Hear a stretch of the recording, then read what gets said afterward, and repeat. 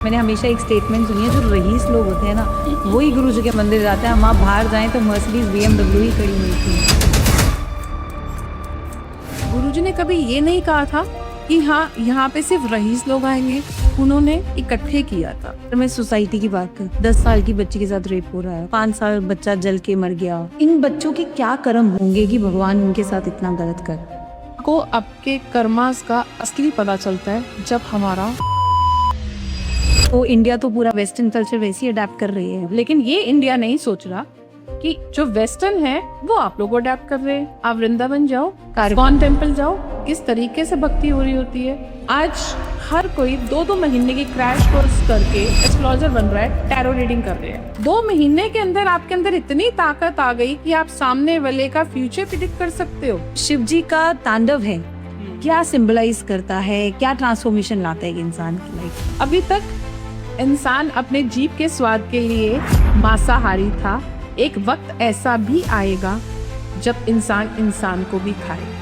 एक थोड़ा सा रंग गिरने से तरीके से आऊंगी। इसमें क्या चीज थी? भक्ति कि हाँ हम पे कलर गिर गया। क्यों कलर इतना बड़ा हो गया कि तुमने किसी का खून बहा दिया?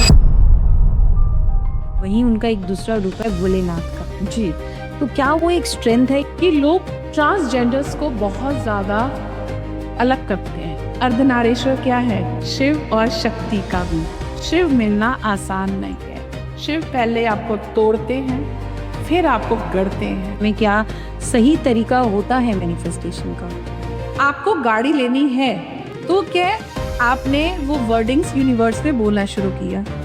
यूनिवर्स की भाषा होती है तथास्तु। अगर हम बात करें प्रेमानंद महाराज जी का चल रहा है जी, सारी दुनिया वृंदावन जा रही है, उनके दर्शन कर रही है, कृष्णा भक्ति बढ़ चुकी है जी। इसको आप कैसे देखते हैं? प्रेमानंद जी हमेशा आपको ग्राउंडेड होना सिखाते और भक्ति आती ही उस इंसान के पास है जो ग्राउंडेड है। जो गरीब लोग हैं उनको क्या ही दे देता है।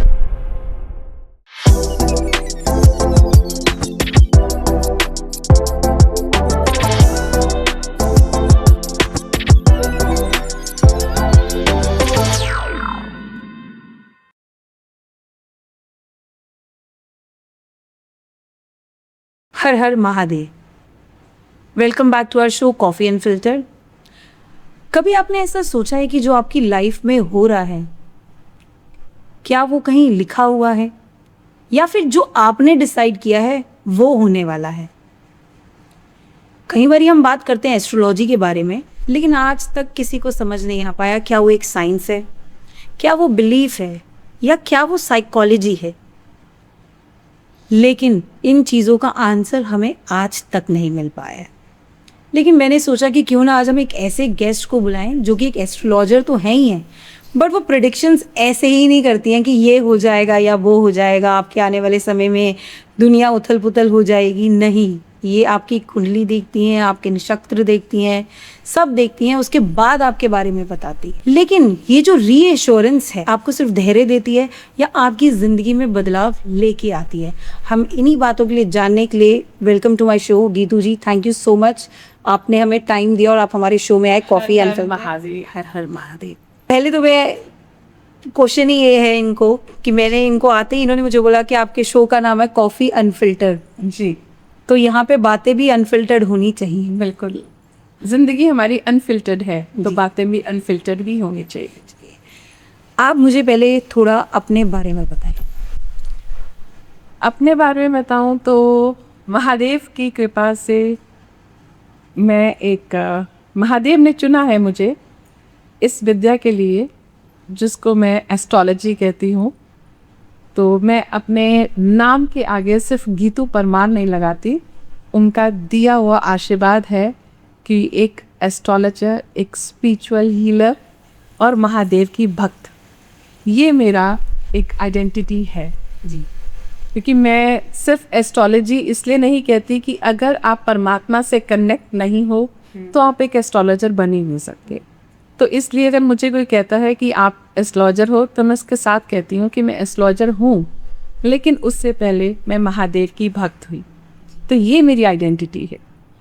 गीतू जी, मैं सबसे पहले तो आपसे यही जानना चाहूँगी आज कि भगवान कौन है, क्या है? आज के समय एक आस्था जो मुझे लग रहा है, अगर हम सोशल मीडिया की बात करें तो वो एक रील्स में बन के रह गई है। जी। और उस समय में आप किस तरीके से भगवान को डिफाइन करेंगी? बहुत अच्छा क्वेश्चन आपने पूछा कि आज आस्था रील्स में बन के रह गई है। ये बिल्कुल सच्चाई है। आज लोगों को पता ही नहीं है कि भगवान को कहाँ ढूंढे। हम भगवान को मंदिरों में ढूंढ रहे हैं, हम गुरुद्वारों में जा रहे हैं, हम बहुत सारी ऐसी जगहों पे जा रहे हैं सुनने के लिए, कथा सुनने के लिए, लेकिन हम अपने अंतर मन को नहीं सुन रहे। तो भगवान हमारे अंदर ही बैठा है। जब हम अपने अंदरूनी बातों को सुनना शुरू कर देते हैं ना, तो हमें कहीं जाने की ज़रूरत नहीं पड़ती। आप दुनिया के साथ बहुत गलत कर रहे हो, लेकिन आप मंदिरों में बहुत जा रहे हो, आप दान पुण्य बहुत कर रहे हो, तो ये दिखावा है। आपने कहा रील्स आस्था में रह रही है। आस्था जो है वो कहाँ है? आस्था हमारे अंदर रहनी चाहिए। आस्था के लिए ये ज़रूरी नहीं है कि आप मंदिर जाओ और अपने स्टेटस पे लगा दो, हम मंदिर पहुंच गए, वहाँ जाके आप रील्स बनाओ, हम मंदिर पहुंच गए, तो वो तो आपने आस्था को जग जाहिर कर दिया ना, वो अंदर कहाँ रह गई? जी। तो जब आप भक्ति करते हो ना, तो भक्ति उस तरीके से होनी चाहिए कि उस भक्ति के अंदर आपका और भगवान का मिलन होना चाहिए। लोगों को बीच में नहीं आना चाहिए कि आप बहुत सारे लोगों को इकट्ठा कर लेते हैं कि हम भक्ति कर रहे हैं। आजकल तो बहुत सारे ऐसी कैब्स चलनी शुरू हो गई हैं, गाड़ियाँ चलनी शुरू हो गई हैं कि चलो जी चले, यात्रा पे चले। और उस यात्रा में कितने लोग इस बात को मानेंगे कि यात्रा में जब आप जा रहे हो तो सिर्फ आप भक्ति करते हुए जा रहे हो। भक्ति का टाइम पीरियड थोड़ा रहता है, बाकी टाइम गॉसिपिंग रहती है। जी। तो वो क्या है? वो आपका एंजॉयमेंट है, जिसको आपने नाम दिया भक्ति का। घर पे आपने कहा हमने 4 दिन के ट्रिप पे जा रहे हैं, चाहे हम वैष्णो देवी की यात्रा पे जा रहे हैं, चाहे हम वृंदावन जा रहे हैं, कहीं पे भी जा रहे हैं, हम यात्रा पे जा रहे हैं, पक्का यात्रा ही कर रहे हैं। ये हमारा ज़मीर जान सकता है। हमें ज़्यादा क्वेश्चंस पूछने की बाहर ज़रूरत नहीं होती। अगर हम कुछ भी गलत करते हैं ना, पहले हमें अंदर से बताओ कर। वहाँ बैठ के लेडीज गॉसिप कर रही हैं, अरे उसके घर में ये चल रहा है, अरे उसके घर में ये चल रहा है, वो माँ बेटे की नहीं बन रही, वो सास बहू की नहीं बन रही, आए हम भक्ति करने के लिए है। वो भक्ति है। तो आस्था अपने आप में ढूंढो पाए। अब आस्था की बात कर रहे हो, बट मैं जो इंडिया का कल्चर देख रही हूँ, आपको सच बताऊँ, जब मैं छोटी थी तो मैं देखती थी माता की चौकी होती थी। बिल्कुल। फिर ये शिफ्ट हो गया साई संध्या पे, ठीक है। फिर मैं देखना शुरू हो गई कि लोग खाटू श्याम जाना शुरू हो गए, माता रानी की चौकी कम होना शुरू हो गई, साई संध्या कम हो गई, और अब देख रही हूँ मैं खाटू श्याम की संध्या हो रही है, खाटू श्याम भगवान जी की संध्या हो रही है।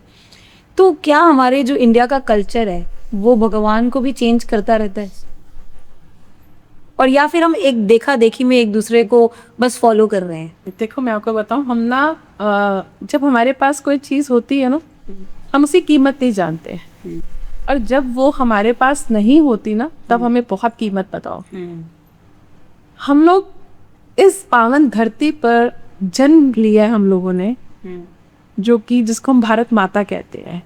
कौन से देश को माता का रूप वो मिला हुआ है, उपाधि मिली हुई है? क्या अमेरिका को माता कहा जाता है या रशिया को माता कहा जाता है? सिर्फ भारत को माता कहा जाता है। ये पावन भूमि है, यहाँ हम लोगों ने जन्म लिया है, तो हमारे कर्मास बहुत अच्छे हैं। लेकिन आज हम धीरे धीरे अपनी जड़ों से दूर होते चले जा रहे हैं। आज हम भक्ति जो कर रहे हैं ना, ये वक्त के अनुसार कर रहे हैं। बिल्कुल ठीक है कि जब हम लोग छोटे थे तब जागरण भी होते थे। फिर धीरे धीरे जागरण से लोगों के पास टाइम नहीं है, चौकी पे कन्वर्ट हो गया कि पूरी रात कौन जागेगा, चौकी पे कन्वर्ट हो गया। फिर उसके बाद साईं बाबा का ट्रेंड आ गया। ये ट्रेंड हो रहा है, ट्रेंड चेंज होता रहता है, ये ट्रेंड चल रहा है। फिर जब देखो आप सिर्फ साईं बाबा हो रहा है। उसके बाद फिर एकदम आप देखते हैं फ्लो आया कि गुरु जी का भी बहुत ज़्यादा फ्लो आया, बहुत ज़्यादा, आज भी है, बहुत है, बहुत है। लोगों ने हर तरफ भगवान को छोड़ के गुरु जी के पास आना शुरू कर दिया। ठीक है, गुरु जी शिव रूप है, वो कहते हैं वो शिव रूप हैं, लेकिन उन्होंने ये कभी नहीं कहा कि आप मेरे को स्थापित करो और भगवान को हटा दो। मैं बहुत सारे ऐसे लोगों को जानती हूँ जो गुरु जी के भक्त हैं, और मैं उनकी मतलब आस्था को ठेस नहीं पहुंचाना चाहती, लेकिन उन्हें खुद कभी सोचना चाहिए कि बहुत से ऐसे लोग हैं जो गुरुजी को बहुत मानते हैं, और अगर आप उनके मंदिर में देखो तो कोई भगवान नहीं बोलता उनके नाम। क्यों? उन्होंने ये तो नहीं कहा, उन्होंने अपने आप को भगवान नहीं कहा, उन्होंने गुरु कहा। तो गुरु को गुरु की उपाधि देनी चाहिए। गुरु जी के मंदिर में नवरात्रों में भी प्याज लहसुन खाया जाता है। जो अभी भी? हाँ, यस, अभी भी जो लोग गुरु जी के फॉलोअर्स हैं वो जानते हैं, और वो सुन भी अगर रहे होंगे इस बात को। तो अगर हम माता रानी को मानते हैं तो माता रानी के व्रत में तो हम लोग घर में प्याज लहसुन भी लाते भी नहीं है, रखते भी नहीं है। और लेकिन जो गुरुजी के फॉलोअर हैं वो मंदिर जाते हैं और वो प्याज लहसुन खाते हैं। वो कहते हैं हमारे गुरुजी ने सब कहा है खाओ। खाओ का मतलब आपके किस तरीके से चल रहा है। चलिए, किसी की आस्था को ठेस नहीं पहुंचानी चाहिए। फिर उसके बाद धीरे पर धीरे आपने ये देखा कि जो गुरुजी के मंदिर जाता है, मैंने हमेशा एक स्टेटमेंट सुनी है, जो रईस लोग होते हैं ना वही गुरुजी के मंदिर जाते हैं। वहाँ बाहर जाएं तो मर्सिडीज BMW ही खड़ी मिलती हैं।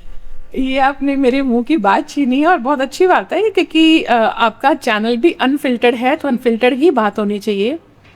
एक्चुअली मैं खुद इस चीज़ को बहुत देखती हूँ और समझती हूँ कि गुरुजी का जो मंदिर है ना, आज एक रईसों का गेट टुगेदर पॉइंट बना हमने। वहाँ पे जितनी भी आप लेडीज़ देखोगे ना, ज़्यादातर सेवा कर रही हैं, बहुत अच्छी रेडी होके आई हैं, बहुत अच्छे लुक्स में आई हैं। लेकिन पूजा करने के बाद, अपनी सेवा देने के बाद गॉसिप चल रहे हैं, बिजनेस की बातें हो रही हैं, तेरी बुटीक कैसी चल रही है, मेरी बुटीक अच्छी चल रही है।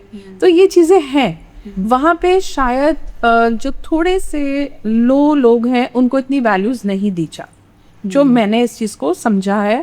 क्योंकि मैं नहीं जाती हूँ तो मैं इस चीज़ को नहीं किसी के लिए बोलूँगी, लेकिन जो चीज़ मैंने समझी और देखी है, तो गुरुजी ने कभी आपको ये नहीं कहा था।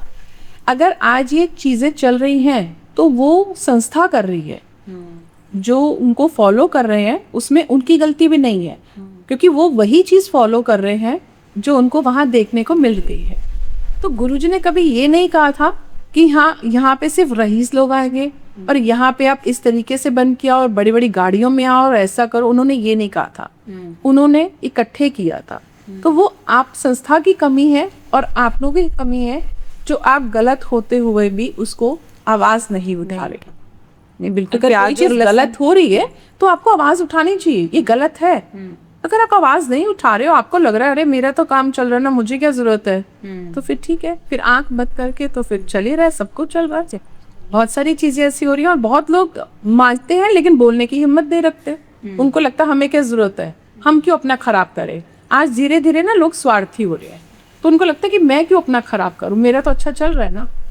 आज लोगों ने बिजनेस बना ली है, वो पंडाल सजते हैं उसमें भी बिजनेस है, सत्संग हो रहे हैं उसके अंदर भी बिजनेस है, लोग सामान डिस्ट्रीब्यूट कर रहे हैं उसमें भी बिजनेस है। वो आस्था खत्म हो रही है, बिजनेस ज्यादा, आस्था हमारा पूरा बिजनेस में कन्वर्ट हो गया। और कहीं ना कहीं लोग डिपेंडेंट भी हो गए। मतलब मैंने ये भी अभी नई जनरेशन में देख रही हूँ कि पहले लोग सोचते थे कि हम काम करेंगे तो कुछ मिलेगा, लेकिन अब लोग बोलने लगे गुरुजी कर देंगे, भगवान बैठा है ना, भगवान कर देगा।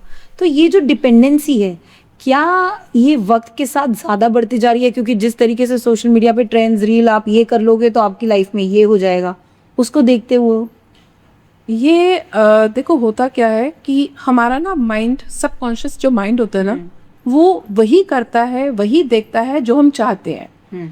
अब जो जिसका बिलीवर है, अगर हम गुरुजी की संगत की बात करें तो उनको क्या लगता है कि मेरे गुरुजी बैठे हैं, वो सब कर लेंगे।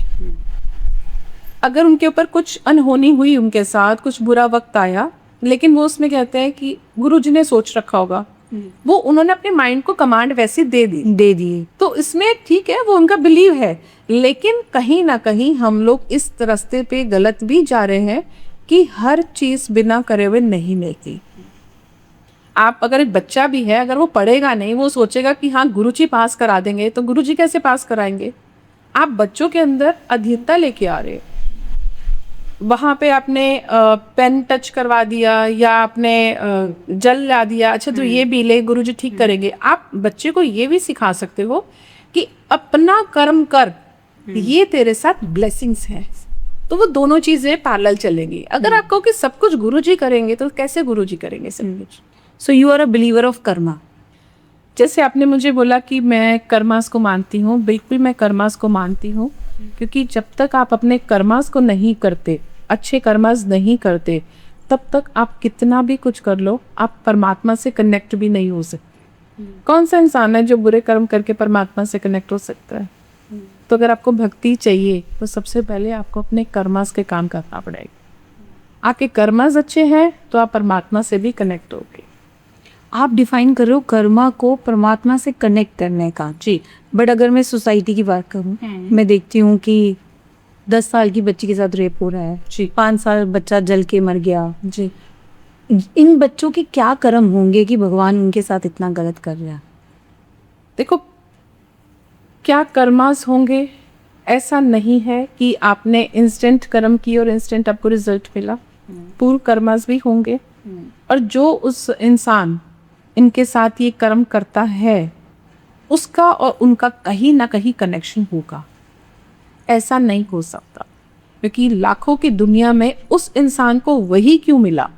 कुछ तो पास्ट कर्मास होते हैं जो आप बैगेज अपने साथ लेके आते हो। तो अगर किसी के साथ गलत होता है तो सिर्फ एक इंसान के साथ नहीं होता, उस इंसान के साथ भी होता है, और जो उसका परिवार है वो पीड़ित परिवार के साथ भी कहीं ना कोई तो बैगेज होगा ना, जिसको ढोया जा रहा है।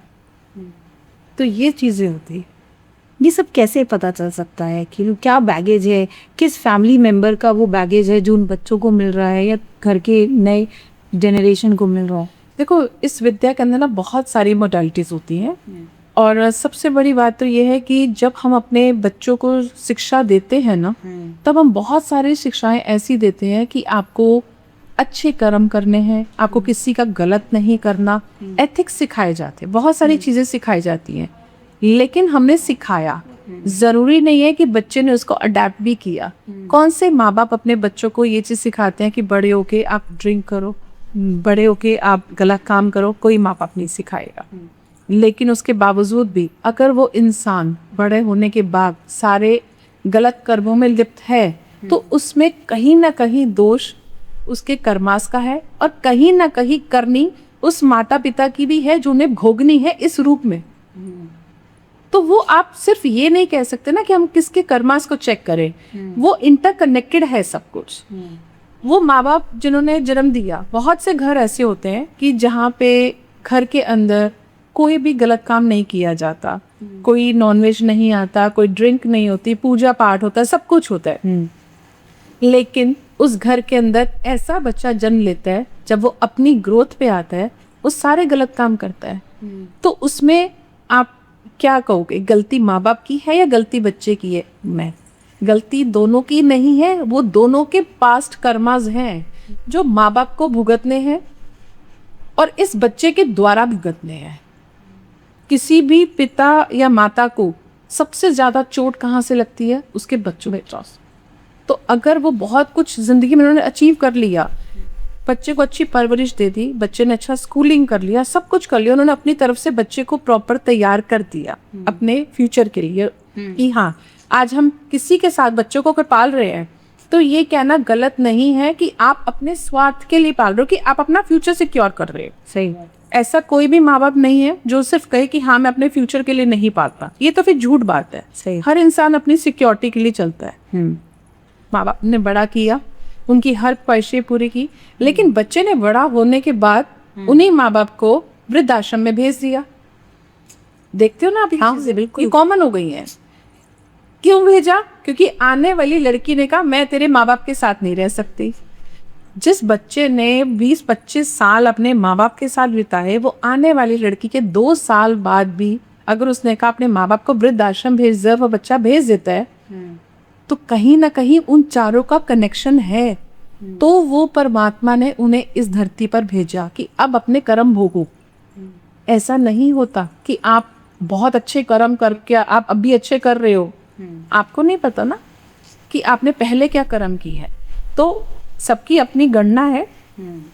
मैं अपनी लाइफ के हिसाब से, मेरा सोचने का और मेरी गणना के हिसाब से यही है कि आपको आपके कर्मास का असली पता चलता है जब हमारा बुढ़ापा शुरू होता है। जी बहुत लोग मैं देखती हूँ कि जिनका बचपन निकल जाता है अच्छा, मिड एज भी बहुत अच्छी निकल जाती है, लेकिन अचानक से बुढ़ापा बहुत ड्रैग हो जाता है, बहुत ड्रैग हो जाता है। तो वो क्या है, वो आपके कर्मास आपके सामने आए। हमें देखो, जिंदगी ना 3 पड़ाव पे है। अगर हम एक नॉर्मली सोचें, एक लाइफ हमारी 3 पड़ाव पे है। पहला पड़ाव अगर हम देखते हैं तो फर्स्ट हमारे बॉर्न से 30 साल तक, 30 ईयर्स तक, 25 साल तक आप लगा के चलो, पहला पड़ाव, क्योंकि आज नॉर्मल एज 75 की रह गई है। बिल्कुल। पहला पड़ाव, पहले पड़ाव में इंसान अपनी जिंदगी जी लेता है। दूसरा पड़ाव आता है, उसमें अगर हर्डल्स भी आती है ना, तो इतनी क्षमता होती है कि हम दुख को, तकलीफ को झेल लेते हैं कि हमारी शादी होनी है, शादी भी होगी, बच्चे भी होंगे, चलो हो जाएगा, इनको बड़ा जाएगा, सब कुछ हो जाएगा। लेकिन जब हमारा तीसरा पड़ाव आता है ना, 50 to 75 का, वो एक्चुअली हमारे रिजल्ट का टाइम होता है। उस समय हम अगर दुख काट रहे हैं, बीमारी काट रहे हैं, तकलीफ काट रहे हैं, तो ये समझो कि ये आपके बोए हुए कर्मास को फल मिलने का समय है। ये मत समझो कि आपने जो 50 साल में वो कर्मास बोया, नहीं, ये पिछले जन्म के कर्म है जो अब आप भोगने को तैयार हो रहे हो, क्योंकि अब वो चीजें चेंज होंगी। पहले आप अपने माँ बाप के अधीन थे, फिर 25 से 50 के बीच में आप हावी हो गए, आपके बच्चे आपके अधीन हो गए। लेकिन जब समय 50 से 75 का आया, फिर आप अधीन हो गए अपने बच्चों के, राइट। तो वो रिजल्ट आपको मिलता है कि अब आपने क्या कर्मस किए हैं। ये जिंदगी है। लोग नहीं समझते, लोगों को लगता है कि हाँ वो गलत आई है, आने वाली लड़की या वो लड़का गलत, उसने माँ बाप से अलग कर दिया। हमेशा ये कहा जाता है लड़की ने माँ बाप से अलग कर दिया। एक लड़की को दी जाती है कि लड़की ने अलग कर दिया। कभी ये नहीं सोचा जाता कि लड़की तो आई है, कहीं ना कहीं गलती आपके खुद के बेटे की है, जो नहीं संभाल सका, एक अच्छा ब्रिज नहीं बन सका। लोगों को लगता है कि लड़की की शादी हुई, लड़की का दूसरा जन्म है। नहीं, तो हम प्रैक्टिकली देखें ना, एक लड़के का दूसरा जन्म होता है। सही बात। क्योंकि मेन ब्रिज का काम वो करता है। एक माँ और एक बहू के बीच में ब्रिज बनता है वो। नहीं, उसको बैलेंस बनाना आना चाहिए कि मुझे कैसे अपनी मदर की वैल्यूज करनी है और कैसे अपनी वाइफ की वैल्यूज करनी है। वो अगर वो अच्छा ब्रिज नहीं बनता, घर टूट जाते हैं। ये हमारी सोसाइटी ऐसी है कि जो हमेशा लड़की को ब्लेम करती है। हमारी सोसाइटी भी ऐसी क्यों है? क्योंकि हमने उस सोसाइटी को बना दिए। अगर हम यही प्रोपेगेंडा हाँ। चला दें कि भाई लड़कों का ज्यादा ध्यान रखना, लड़कों का ध्यान रखना ज्यादा जरूरी है। बिल्कुल। आप अपने बच्चों को परवरिश ऐसी दो, आप परवरिश नहीं दे पा रहे तो डोंट ब्लेम कि आप लड़की की गलती मत निकालो। बहुत इजी है। एक ह्यूमन नेचर पता क्या होता है कि हम वो काम करते हैं जो हमें बहुत इजीली होता है। किसी के ऊपर ना उंगली उठाना बहुत आसान है, लेकिन जब अपनी तरफ 3 उंगलियां आती है ना, उसको झेलना बहुत मुश्किल है। तो प्रैक्टिकली क्या होता है, इसकी मदर ने इसको ये सिखाया है, ये आई ऐसे घर से है, ये है ही ऐसी, ये है ही ऐसी, बोल दिया आपने। मैं ही सोचा कि कोई भी माँ बाप, चाहे वो लड़की के माँ बाप हैं, चाहे वो लड़के के माँ बाप हैं, कोई गलत परवरिश नहीं देता और अपने बच्चों का घर खराब करना कोई नहीं चाहता। लेकिन ये सोच है ना, बदलना दोनों साइड होता है। तो ये सिर्फ लाइफ में है, यही बात अगर हम भक्ति की तरफ देखें तो भी यही बात है, जिंदगी देखें तो भी यही बात है। अगर आप कर्मों की बात कर रहे हो और अगर मैं गुरु पुराण की बात करूं, उसको अगर कोई पढ़ ले तो मुझे ऐसा लगता है कि सब नरक में ही जाएंगे, कोई स्वर्ग में नहीं जाने वाला। तो फिर हम किस कर्मों की बात कर रहे हैं? देखो, मैं आपने बहुत अच्छा क्वेश्चन पूछा है। मैं दिल से इस क्वेश्चन का जवाब भी देना चाहूँगी कि हमारी ये ज़िंदगी बहुत सरल है, बहुत सरल है। असली ज़िंदगी शुरू होती है हमारे मरने के बाद। जो वो समय होता है ना, जो वो यातनाएं होती हैं, वो आपको बताती हैं आपने क्या किया। राइट। लेकिन आज ये देखो, एक बच्चा है या एक माँ बाप है, जो भी है, पूरा परिवार है, जिंदगी निकल जाती है घर बनाते बनाते। अगर घर के पिता की बात करें तो जिंदगी निकल जाती है। वो एक एक तिनका जोड़ता है, अपना घर बनाता है, बच्चों को पालता है, परवरिश करता है, सब अच्छे से अच्छी चीज देता है। बच्चे बहुत सिक्योर होते हैं। कि क्योंकि उनको पता है उन्होंने मुंह से चीज मांगनी है, उनके फादर ने पूरी कर देनी है। लेकिन चाहे इसमें कोई भी रिलेशन हो, जैसे ही उस इंसान के प्राण निकलते हैं, वही रिश्ता, चाहे वो माँ है, चाहे वो पिता है, चाहे वो भाई है, बहन है, पति है, कोई भी रिश्ता है, वो रिश्ता कन्वर्ट हो जाता है सिर्फ एक बॉडी में।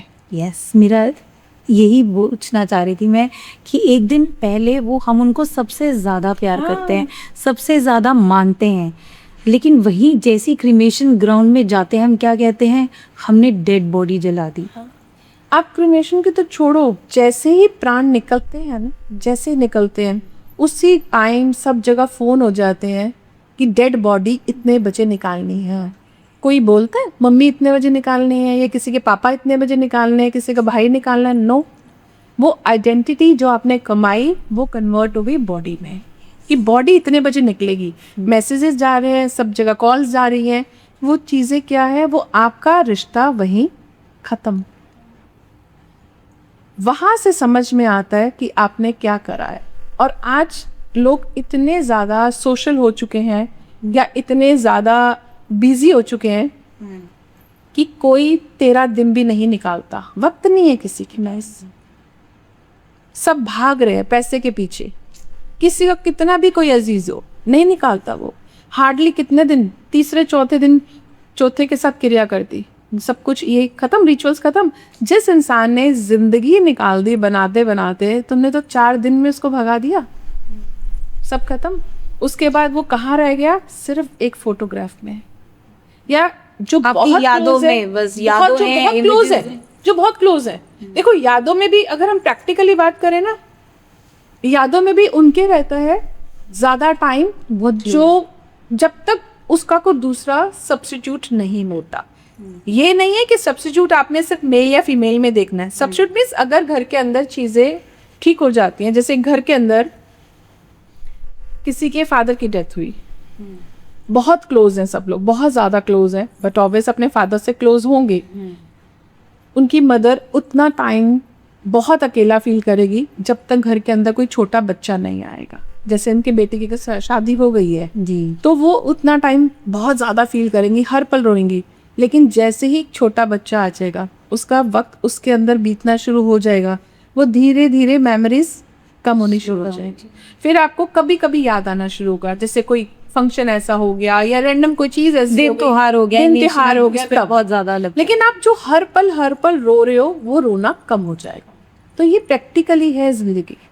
हर इंसान को पता है कि जाने के बाद किसी ने नहीं पूछना, फिर भी हर कोई भाग रहा है, हर कोई लड़ रहा है, हर कोई दुश्मन बन रहा है। सबको है कि ये मेरा है, मेरा है। अरे मैं हमेशा एक ही बात कहती हूँ, हर इंसान कहता है ये मेरा है, ये मैंने बनाया, ये मैंने करा, ये मैंने करा।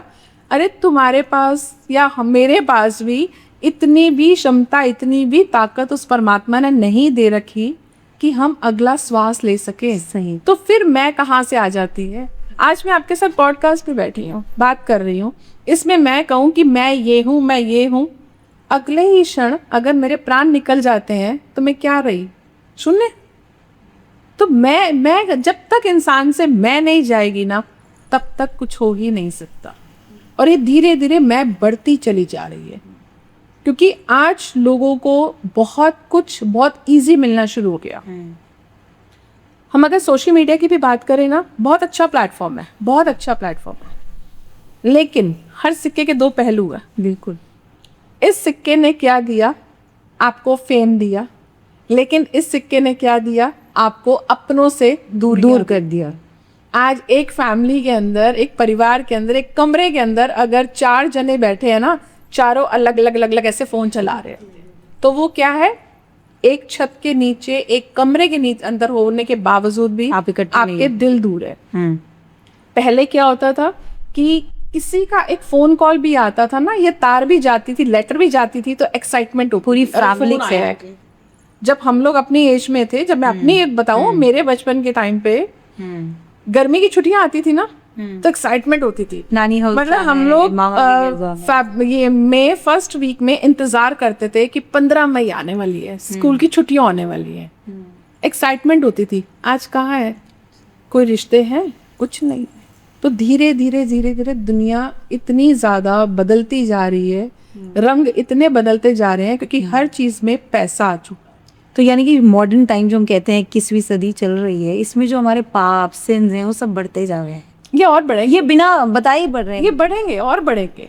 अभी तो बहुत अच्छा है कि धीरे धीरे लोगों ने स्पिरिचुअल होना शुरू कर दिया, बहुत अच्छा है। लेकिन ये भी स्पिरिचुअलिटी जो है, ये अभी आप देखो कितनी फेक और कितनी ओरिजिनल है, ये इसका मुझे बहुत डाउट है। ये फेक है, ये ओरिजिनल है ही नहीं, ये ओरिजिनल नहीं है, ये बिजनेस है। पहले कीर्तन होते थे, क्या उसकी टिकट्स होती थी? हाँ, कॉन्सर्ट्स, अब टिकट्स होते थे। अब वो इंग्लिश नेम हो गया, जैमिंग कॉन्सर्ट्स। नहीं, अब तो जो नया ट्रेंड चल रहा है भजन क्लबिंग। हाँ, यस, भजन क्लबिंग हो रही है। अभी कभी आप उनकी टिकट फेयर चेक करो, वीआईपी टिकट अलग होगी, जनरल टिकट अलग होगी, और उसमें सबसे पहले लिखा जाता है स्टार्टिंग के अंदर ही, जैसे ही आपके पास फीड में आएगा भजन क्लबिंग हो रही है, आप 1 घंटे बाद कॉल करके देखो ticket sold out, ticket sold. तो ये क्या है? टिकट सोल्ड नहीं होती, ये आप लोगों को भ्रमित कर रहे हो, इल्यूजन क्रिएट कर रहे हो। अगर एस्ट्रोलॉजिकली बात करूं तो social media is Rahu. Okay, social media is Rahu, और राहु का काम क्या होता है? इल्यूजन क्रिएट करना। तो वो क्या है? आप भ्रमित हो रहे हो, आप पता ही नहीं आपको। हाँ, एक्चुअली कई बार मुझे लगता है कि सोशल मीडिया एक फेक वर्ल्ड ही है, क्योंकि हम बैठे कहीं हैं, पोस्ट कहीं की डाल रही हैं, लोग जेलस कहीं हो रहे हैं और नजरें हमें लगी जा रही हैं। पीपल डोंट रियलाइज कि हमें नजर लग रही है। बिल्कुल लगती है नजर, बिल्कुल लगती है। आप झूठ बोल रहे हो उस पे कहीं ना कहीं, लेकिन मुझे ऐसा लगता है दैट नजर इज देयर। आज ना लोग अपने लिए नहीं जी रहे, आज दुनिया के लिए जी रहे हैं। यस, कपड़ा पहनना है तो वो भी हमने सोशल मीडिया पे पोस्ट डाल के, ये वाले ब्रांड का पहना, एलवी पहना, गुची पहना, ये ब्रांड पहना। क्यों? कपड़ा तो वो भी वही आएगा, वो भी वही आएगा। लेकिन अगर आप नहीं पहनोगे तो भी आप दुनिया से डाउन मार्केट कहलाओगे। तो आपको लगेगा अरे भैया मैं कमा रहा हूँ तो मैं क्यों डाउन मार्केट हूँ, तो मुझे भी तो अच्छा दिखना है। दुनिया तो आज के टाइम पे मतलब मैं रिक्शे वाला भी आईफोन लेके चल रहा है, क्योंकि ईएमआई पे ही दुनिया चल रही है। दुनिया ईएमआई पे चल रही है। तो मैं भी तो, आप किसी को भी देखो ये प्रैक्टिकली कभी फील करके देखना, जो इंसान अच्छे लेवल पे एक रिच पर्सनैलिटी होता है ना, वो कभी शो नहीं करते। वो सिंपलिसिटी में ही बहुत कुछ होता है, उसे दिखाने की जरूरत नहीं है। आपने बहुत सारी ज्वेलरी कैरी कर रखी है, बहुत कुछ कैरी कर रखा है, उसके बात करने से, उसके ठहराव से, उसके वे ऑफ सिटिंग से आप जज कर सकते हो। लेकिन जिसके पास नया नया आता है ना, वो बहुत एक्सपोज करता है ऐसे कपड़े पहनना, ऐसे। और अभी आप देखो जितने भी यंगस्टर्स हैं, मैं बुराई नहीं कर रही लेकिन मैं सिखा रही हूँ कि जो लोगों ने रील से कमाना शुरू किया, जिनके यूट्यूब से कमाई आनी शुरू हुई, वो लोग कहीं पे भी जा रहे हैं, पहले रील्स, घर की शादी भी हो रही है, एक एक मोमेंट, डिलीवरीज भी हो रही हैं, वो भी कितना एक फीमेल के लिए कितना सॉफ्ट मोमेंट होता है जब वो प्रेग्नेंट होती है, कितना सॉफ्ट। हम लोग के टाइम में लूज कपड़े पहने जाते थे कि किसी को पता ना चले। आज क्या होता है? बेबी बम शेज हो दिखाया, बेबी शावर हो, बेबी शावर। चलो ठीक है, बेबी शावर आपने किया, कोई प्रॉब्लम नहीं, रिचुअल है, आपने किया। लेकिन ये फोटोग्राफी करवाना, baby bomb, what is this? मतलब आप क्या दिखा रहे हो दुनिया को? दुनिया से अनोखा आप बेबी बॉर्न कर रहे हो। क्या किसी ने नहीं किया? या आपने जन्म नहीं लिया? क्या आपकी मम्मा ने किया? ये नहीं किया, ये दिखावा है। आज हम छलावे में जी रहे हैं, इसलिए हम परेशानियों में जी रहे हैं। पहले कहाँ इतने डाइवोर्स होते थे, कहाँ इतना डिप्रेशन था? आज हर कोई डिप्रेशन में है। क्यों डिप्रेशन में? क्योंकि वो अपनी जिंदगी जी ही नहीं रहा, वो सिर्फ झूठ में जी रहा है। जो काम करना है झूठ, जो काम करना है झूठ, और तो झूठ तो फिर झूठ ही है। जब मुखौटा लगा के चलोगे तो फिर होगा ऐसा। तो ये तो दुनिया ही पूरी मुखौटे के साथ ही चल रही है। तो दुख भी तो इसीलिए काट रही है। आज भी वो लोग बहुत स्टेबल हैं जो लोग ठहराव से चलते हैं, जो लोग दिखावा नहीं करते। हम लोग हर चीज ना वही चाहते हैं जो हम करना चाहते हैं। जो सामने वाला देखना चाहता है, बस। जैसा लग रहा है आज के ऐसा टाइम नहीं पे। है, हमें अपने आप को बदलना चाहिए ना। आपको अगर कोई चीज मेरी नहीं अच्छी लग रही तो वो आपकी गलती है, वो मैं अगर अपने आप को बदल रही तो वो मेरी गलती है। अब आप मैंने साड़ी पहनी, आपको मेरी साड़ी पहनना अच्छा नहीं लगा तो दैट इज योर चॉइस। अब आपकी चॉइस के लिए अगर मैं साड़ी को चेंज करके वेस्टर्न में आ जाऊंगी तो फिर गलती मेरी है। आज हम यही कर रहे हैं, राइट। आज हम दूसरे के लिए जी रहे हैं। हम ये नहीं सोच रहे कि हमें क्या अच्छा लग रहा है, हमने क्या सीखा बचपन से अब तक, वो नहीं पता। हमने वो करना है जो हम देखते चले जा रहे हैं सब। अभी लेटेस्ट ट्रेंड गीतू जी अगर मैं देखूं तो मैं देखती हूँ कि एंजल्स नंबर का भी बहुत रहता है। तो ये क्या होता है एंजल्स नंबर जो होते हैं, और वो एक कोइंसिडेंस है या यूनिवर्स की एक्चुअली कोई आपको हिंट दिया जाता है कि आपके साथ अच्छा होने वाला है? देखो पहले मैं आपको बताऊं, ये angel number and tarot reading और ये स्विच वर्ड्स, ये सब कुछ हमारा कल्चर ही नहीं है, ये वेस्टर्न कल्चर है। सो इंडिया तो पूरा वेस्टर्न कल्चर वैसे ही अडेप्ट कर रही है। वो कर रहा है ना, लेकिन ये इंडिया नहीं सोच रहा कि जो वेस्टर्न है वो आप लोग को अडेप्ट कर रहे हैं। Right. आप वृंदावन जाओ, देखो कैसे भक्ति कर रहे होते हैं। सारे इस्कॉन फॉर्म। टेम्पल जाओ, किस तरीके से भक्ति हो रही होती है, वो आपको नहीं दिखता। वो तो नहीं देखते कि हाँ हमने साड़ी पहनी, मेरी साड़ी की क्रीज ठीक है या नहीं है, मेरा मेकअप ठीक है या नहीं है। वो तो भक्ति में लीन है। जब वो हरे रामा हरे कृष्ण कर रहे होते हैं और आप उस वक्त बैठ के देखो कैसे घूसबम्स खड़े होते हैं। हम लोग देखते हैं हम कैसे लग रहे हैं, हम अडेप्ट करते हैं, गलती हमारी है। हमारी, आपने बोला ये नंबर्स पहले भी होते थे जिसको हम अंक शास्त्र कहते थे। आज धीरे धीरे लैंग्वेज का चेंज होता जा रहा है, आज न्यूमरोलॉजी होती जा रही है तो वर्ड वही। आज अगर हम किसी सोसाइटी में बैठे हैं और हम हिंदी में बात कर रहे हैं तो आप डाउन मार्केट कहलाओगे, आपको शर्म आएगी। अरे ये इसको इंग्लिश नहीं आती, कैसी है, इसको इंग्लिश नहीं आती। क्यों? आपको अपनी मातृभाषा में शर्म आ रही है। क्यों शर्म आ रही है? ये गलती किसकी है? हमारी। तो ये चीजें हमारी कमी के अंदर हैं। बाहर आप चले जाओ, फॉरेन चले जाओ, वो अपनी लैंग्वेज को वैल्यूज देते हैं, तो आप लोग क्यों नहीं देते? आपने कहा एंजल नंबर, ये अगर एक रैंडम बात करी जाए, नंबर 2 को जोड़ा जाता है चंद्रमा से। ठीक है, चंद्रमा क्या है? 15 दिन धीरे धीरे घटता है, 15 दिन बढ़ता है। ठीक है, इमोशनली बैलेंस नहीं होता, तो ये चंद्रमा का तारक है। नंबर 1 क्या है? सूर्य है। सूर्य क्या सिखाता है? कंसिस्टेंसी। सूर्य ने रोज निकलना है ना, वो ये तो नहीं कहता मैं रात को पार्टी करके आया हूं मैं लेट आऊंगा। वो आपको क्या सिखा रहा है? कंसिस्टेंसी। और क्या सिखा रहा है? कि सूर्य बनो, जब आप आओगे निकलोगे तो दुनिया को दिखोगे। आज हम कुछ करते नहीं है, हम गुणगान पहले गा देते हैं, फिर हमारा काम होते होते होता नहीं है। सही बात। ठीक है, थर्ड आता है हमारा नंबर 3। नंबर 3 क्या है? गुरु, जुपिटर। गुरु क्या मतलब क्या होता है? ज्ञान। नंबर 4 क्या है? राहु। नंबर 5 मरकरी, बुध। सारे प्लैनेट्स के नंबर हैं। नंबर 6 शुक्र, जिसको वीनस लग्जरी कहते हैं। नंबर 7 केतु। नंबर 8 शनि। आपके नंबर्स है ना। नंबर 9 मंगल का।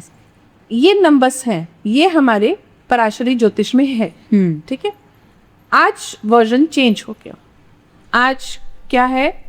222 दिखेगा तो आप इमोशनली डिसबैलेंस हो रहे हैं, ये एंजल नंबर है। इसमें एंजल नंबर कहाँ से आ गया? ये हम तो 2 देख रहे हैं। फिर ये चीजें पहले भी थी, आपने उसका नाम चेंज कर दिया। देन सेकंड, मैंने आपको बोला कि ये जो टैरो रीडिंग्स है, टैरो रीडिंग हमारा कल्चर ही नहीं है।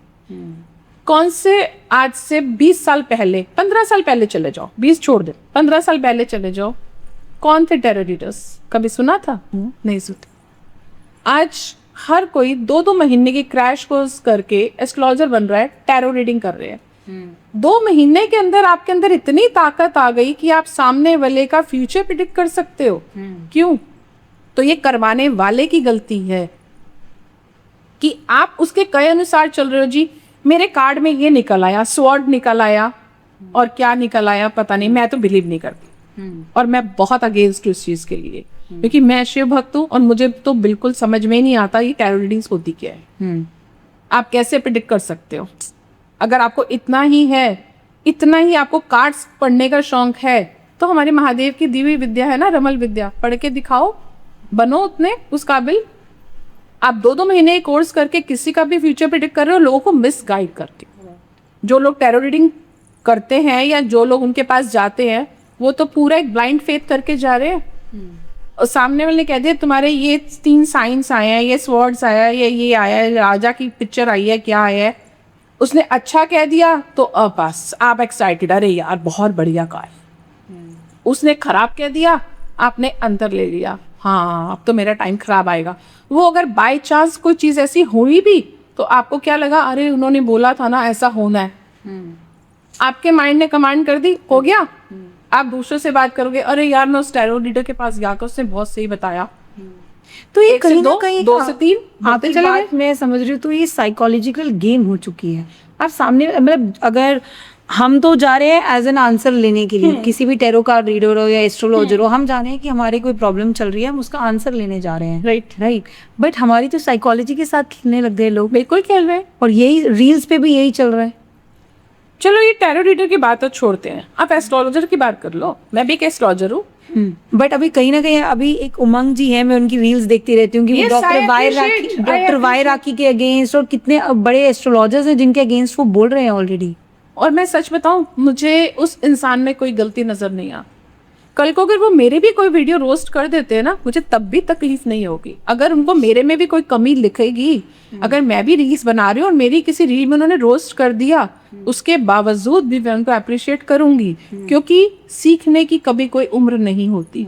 मेरे से बड़ी उम्र के हैं, मेरे से ज्यादा बड़े ज्ञानी है, हो सकता है मैं कहीं गलती कर रही हूँ, तो गुरु बन के अगर उन्होंने मुझे सिखा दिया या डांट दिया तो क्यों रिवर्ट करना। बट कहीं ना कहीं तो वो टीआरपीस का खेल रहा है कि कभी वो वाई राखी की को ट्रोल कर रहे हैं कि सुबह सूर्य को जल चढ़ाया जाए, नहीं चढ़ाया जाए। ये मैंने आपको बताऊं, ये हम लोगों को लग रहा है ये टीआरपी सा खेल है। मैं किसी की तारीफ नहीं कर रही या मैं किसी के लिए बहुत फेवरेबल बात नहीं कर रही, लेकिन प्रैक्टिकली अगर हम देखें, लोगों ने ना शायद एक ट्रेंड बना लिया है कि सोशल मीडिया पे आके हम नेगेटिव कमेंट्स करेंगे, नेगेटिव पीआर करेंगे तो हमारी रील्स की रीच बढ़ जाएगी। आज से 2 महीने 3 महीने पहले तक यही काम डॉक्टर वाई राखी का था, जो कि सारा सुबह सुबह एक फीमेल के लिए 4 बजे उठना और गाड़ी में रील बनाना, सुबह की राम राम और रील्स बनाना शुरू कर देना। घर परिवार नहीं है हम लोग का, हम कैसे सुबह सुबह रील्स बनाने जा सकते हैं? नहीं हो सकता, प्रैक्टिकली नहीं हो सकता। आप भी फीमेल हो, मैं भी फीमेल हूँ, घर में कितने मर्जी नौकर चाकर हैं, परिवार तो है। आप सुबह सुबह गाड़ी लेके अंधेरे में निकल जाओगे कि सुबह की राम राम, अब मैं चाय पिलाने आ रही हूँ। अरे दान तो वो होता है कि एक हाथ से किया जाए, दूसरे को पता ना चले।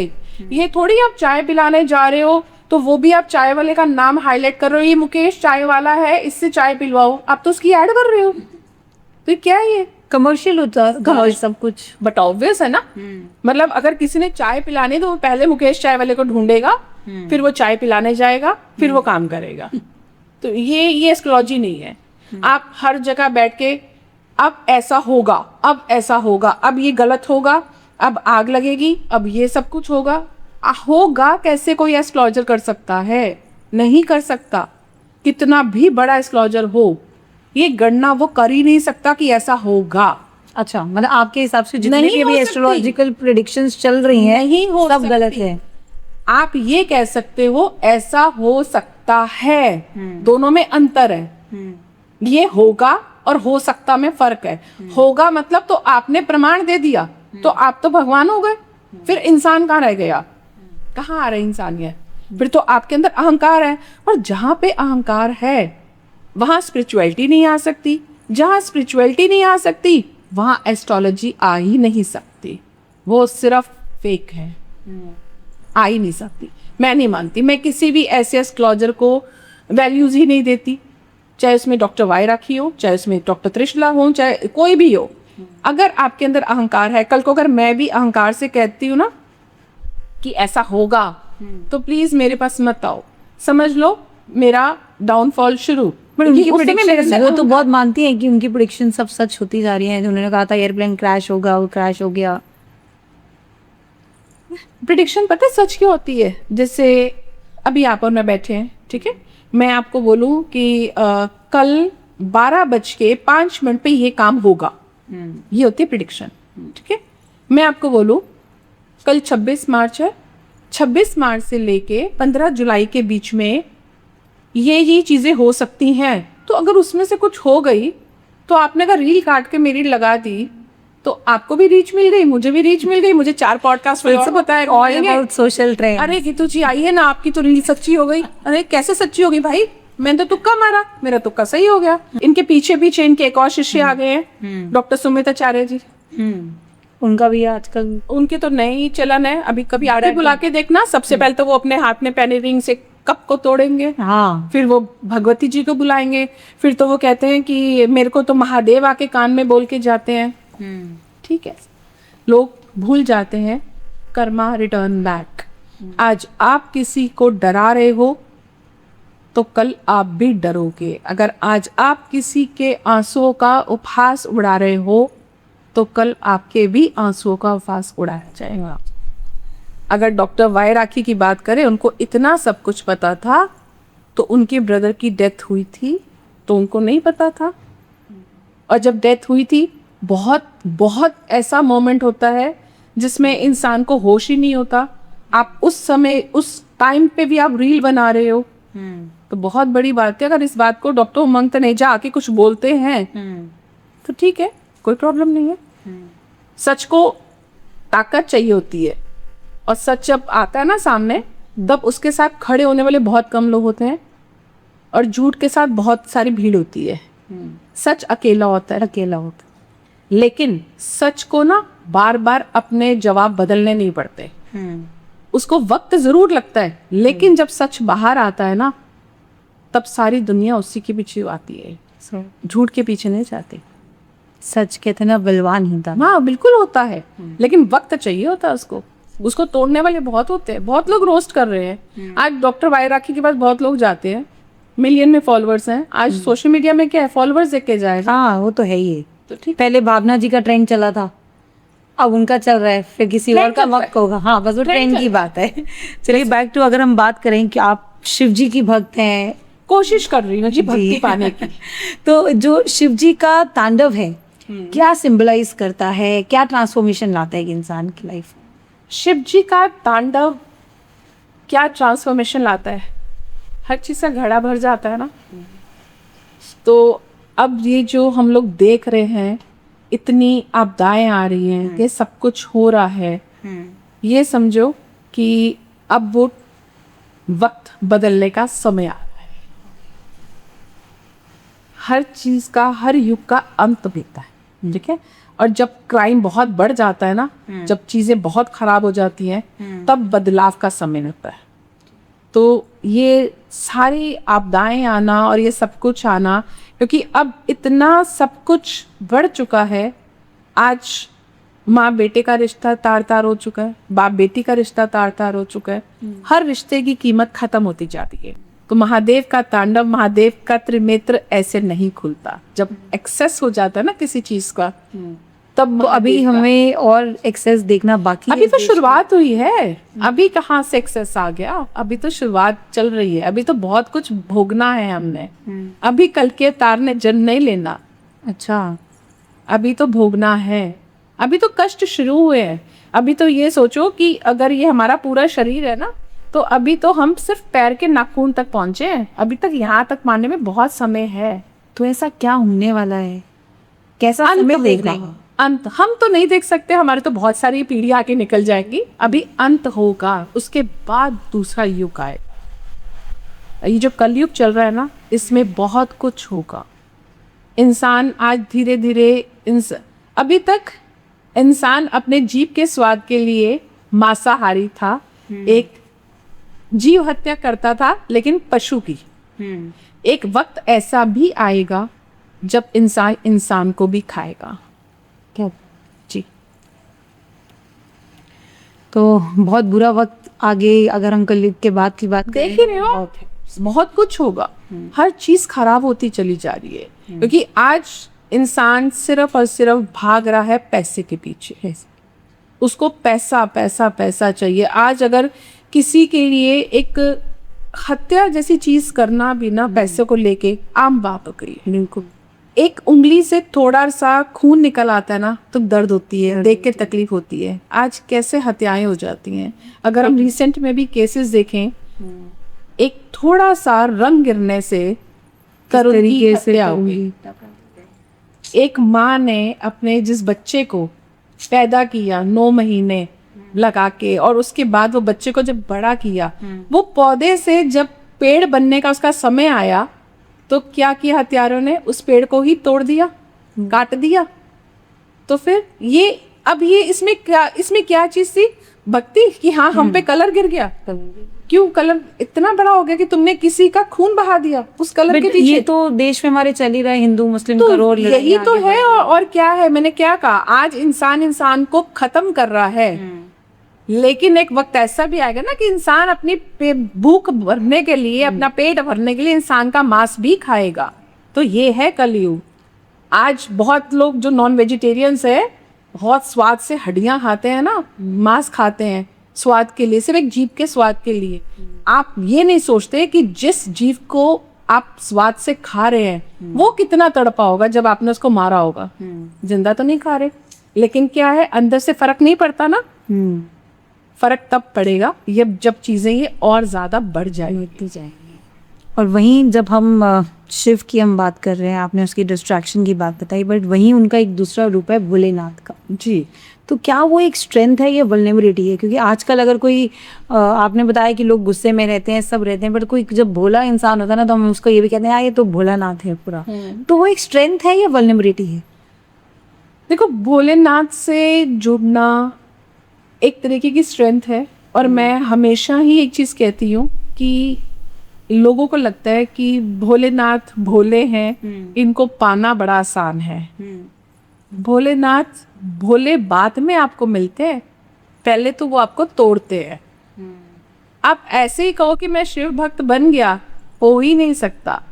आपको शिव भक्ति चाहिए, आप चाहते हो शिव भक्त बनना, तो पहले आपको टूटना पड़ेगा।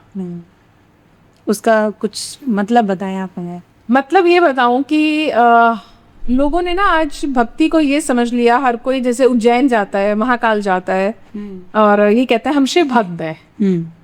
शिव भक्ति ऐसे मिलती नहीं। शिव पहले हमेशा तोड़ते हैं आपको। तोड़ने से मतलब सिर्फ फाइनेंशियली तोड़ना नहीं होता, इमोशनल ब्रेकडाउन। मैं किसी और का एग्जाम्पल नहीं लेती, मैं अपना एग्जाम्पल आपको बताती हूँ।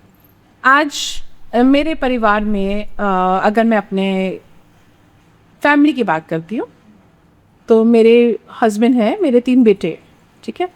लेकिन अगर मैं अपने मायके एक साइड की बात करती हूँ, मेरी मदर नहीं है, ठीक है। मैं अपने घर की सबसे बड़ी चाइल्ड, मेरा ब्रदर मेरे से छोटा काफ़ी, मेरी रियल सिस्टर मेरे से बहुत छोटी, और मेरा बड़ा बेटा होने वाला था। और ऑल ऑफ सडन मेरी मदर किसी की डेथ पे जा रही थी और उनका एक्सीडेंट हो गया और वो उसी टाइम एक्सपायर हो। वो मोमेंट मेरे लिए ऐसा था कि मैं समझ नहीं पा रही थी कि मैं क्या करूं, क्योंकि मैं उस स्टेज पे थी कि मैं अपनी मदर के पास भी नहीं जा सकती थी, क्योंकि सिर्फ 10 डेज मेरी डिलीवरी के रह गए थे। टफेस्ट टाइम, बहुत टफेस्ट टाइम था। टूटी ना, लेकिन बिखरी नहीं, ठीक है। बहुत मुश्किल उस स्टेज को निकाला, बहुत मुश्किल, बहुत टाइम लग गया उस स्टेज से निकलने के लिए, क्योंकि एक बेटी के लिए उसकी माँ सबसे क्लोज होती है। इवन मैंने अपनी I lost my mother recently, बहुत क्लोज होती है, ठीक है। और मेरी सिस्टर मेरे से अराउंड 10, 12, 15 ईयर्स छोटी थी, तो बहुत ज़्यादा एज गैप था। और उसके बाद छोटी सिस्टर जो थी मेरी मैरिज पे, शी इज 6th स्टैंडर्ड। वो तो बहुत छोटी, आपकी डॉटर तो की मेरी डॉटर की जैसे हुई। और जब उस बच्चे का अपनी न्यू लाइफ में एंट्री का टाइम आया, जब वो 24 ईयर की थी, अचानक आप ये देखो, उसको फीवर हुआ, नॉर्मल फीवर, और बहुत ज़्यादा हाई फीवर नहीं, सिर्फ 101 फीवर, बहुत हाई फीवर नहीं है, कुछ नहीं था। नॉर्मली मैं उसका कॉल आया, मेरे से मिल के जाना, मेरा दिल कर रहा है आज हम एक साथ डिनर करेंगे। तो मैंने उसको बोला ऐसा क्या हो गया? नहीं, इस दिन मेरा दिल कर रहा है हम एक साथ डिनर करेंगे। और उसने डिनर किया मेरे साथ। मैं कभी किसी के साथ प्लेट शेयर करके खाना नहीं खाती हूँ। उसने जिद करके मेरे साथ प्लेट शेयर की, हमने एक ही प्लेट में खाना खाया। और मैं घर पहुंची हूँ, हार्डली 1 आवर निकला होगा, मेरे डैड का कॉल आ गया कि इसको ना बहुत बेचैनी हो रही है तो उसको हॉस्पिटल करवा दे एडमिट। मैंने कहा क्या ज़रूरत है, 101 बुखार है, नॉर्मल बात है, क्या करना है? नहीं ये तो करवा देते हैं। मैं कहा चलो ठीक है करा दो। हॉस्पिटल गए, बहुत अच्छा हॉस्पिटल, मैं क्या इसमें नाम लूँ। वहाँ गए तो डॉक्टर्स ने कहा कि रूम अवेलेबल नहीं है तो हम इनको आईसीयू में कर देते हैं, तो बल्कि ज़्यादा टेक केयर हो जाएगी। हर इंसान सोचता है कि चलो ज़्यादा टेक केयर हो जाएगी। उसने वहाँ किसी को रुकने नहीं दिया कि आईसीयू में किसी को रुकने वहाँ की पे जरूरत स्टे नहीं कर ही है। नहीं सकते। नेक्स्ट डे मॉर्निंग 7:30 कॉल आता है कि बच्चे की हार्ट बीट डाउन जा रही है, उसका बीपी डाउन जा रहा है।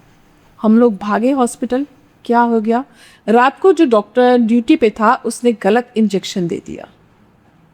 जिस दिन उस बच्चे का बर्थडे था 25 फ़रवरी को, उसी दिन उसकी डेथ हो गई। फिर वो मोमेंट ऐसा था टूटने वाला।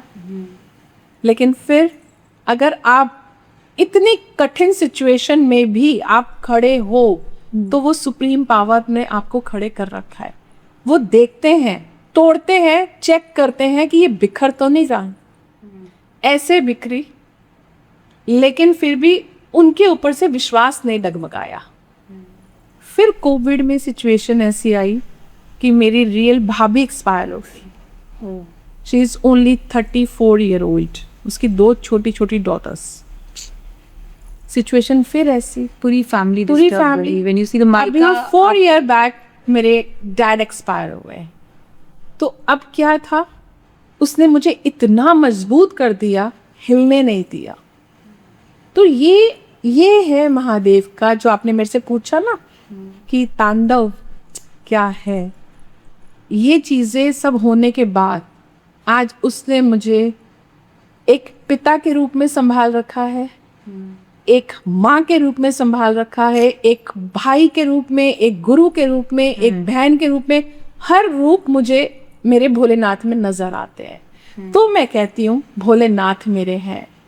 तो वो भोलेनाथ मिलना आसान नहीं है, शिव मिलना आसान नहीं है। शिव पहले आपको तोड़ते हैं, फिर आपको गढ़ते हैं। तो जैसे अभी मैंने आपको बताया कि भोलेनाथ ऐसे मिलते हैं। मेरी सिचुएशन में ये रहा।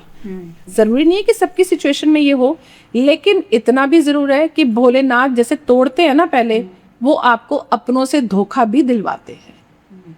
बहुत लोग अपने क्लोज वन से धोखा लेते हैं। धीरे धीरे उन रिश्तों की जो झूठापन है, उन झूठे रिश्तों से परत उतरती है, तब आपको भोलेनाथ मिलेंगे। जो शिव और शक्ति का मिलन है उसको कैसे दर्शाया जाता है? बिकॉज शिव बिना शक्ति के शव है। शिव को शिव किसने बनाया? माँ पार्वती।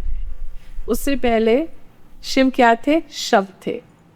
एक शव को पता चलता है भूख का, प्यास का, ठंड का, गर्मी का? नहीं पता चलता ना। वो तप में लीन रहते हैं।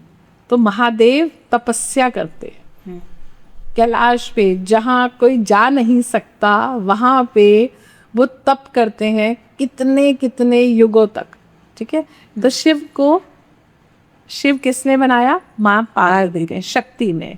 तो इसलिए कहते हैं शिव शक्ति बिना दिशाहीन है और शक्ति शिव बिना अधूरी है।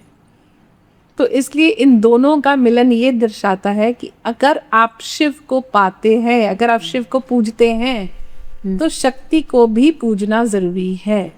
अगर आप सिर्फ शिव को पा रहे हैं, शक्ति को नहीं पूज रहे, तो फिर शिव को नहीं पा रहे। इसलिए हमेशा उनकी पूजा है, इसलिए शिव और शक्ति दोनों की पूजा की जाती है। और सबसे जरूरी एक आपको बात बताऊं, जो लोग कहते हैं ना कि हम महादेव के भक्त हैं, ये स्पेशली उनके लिए है। जो मैं आजकल देखती हूँ, आजकल क्या देखती हूँ, शुरू से देखती आ रही हूँ कि लोग ट्रांसजेंडर्स को बहुत ज़्यादा अलग करते हैं अपनी सोसाइटी से। और अभी तो लेटेस्ट बिल भी आ गया उनके अगेंस्ट। कभी हम लोगों ने ये सोचा है कि ट्रांसजेंडर्स इस धरती पर शिव और शक्ति का रूप है, अर्धनारेश्वर। ओके। तो आपको उनकी पूजा करनी चाहिए, उनको वैल्यूज देनी चाहिए, उनका फास नहीं उड़ाना चाहिए। कहीं लोग अगर उनका आप मजाक महादेव तक के उड़ाते भक्त हैं तो महादेव के भक्त हैं ना, तो फिर कैसे ट्रांसजेंडर्स का मजाक उड़ा सकते हो? क्योंकि उनके अंदर तो मेल और फीमेल दोनों के ट्रेड्स है ना। तो अर्धनारेश्वर क्या है? शिव और शक्ति का रूप। इससे कहा जाता है कि हमेशा की ट्रांसजेंडर को हमेशा रिस्पेक्ट देनी चाहिए और बिल्कुल उनको रिस्पेक्ट देनी दे चाहिए। के कुछ ना कुछ भेजना उनकी चाहिए। उनका दुआओं में असर है। खा हुआ और उनकी जो दुआ होती है वो असर करती है। बिल्कुल असर करती है, बिल्कुल असर करती है। तो इसके लिए स्पेशली देखो, ये ना जो बहुत अच्छा, मैंने कहा ना हर सिक्के के दो पहलू हैं। आज जो ये पॉडकास्ट का ट्रेंड चल रहा है, ये बहुत अच्छा है कि हम लोगों को ना अवेयर कर सकते। राइट। शायद लोग नहीं समझते कि ट्रांसजेंडर्स जो है ये बहुत एक वैल्यूएबल है।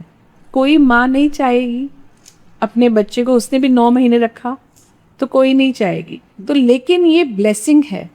लेकिन हम क्या करते हैं, अपने आप को बचाने के लिए अलग कर उनको देते हैं। अलग कर देते। क्यों? आप ये सोचो, आपके घर में जन्म लिया है।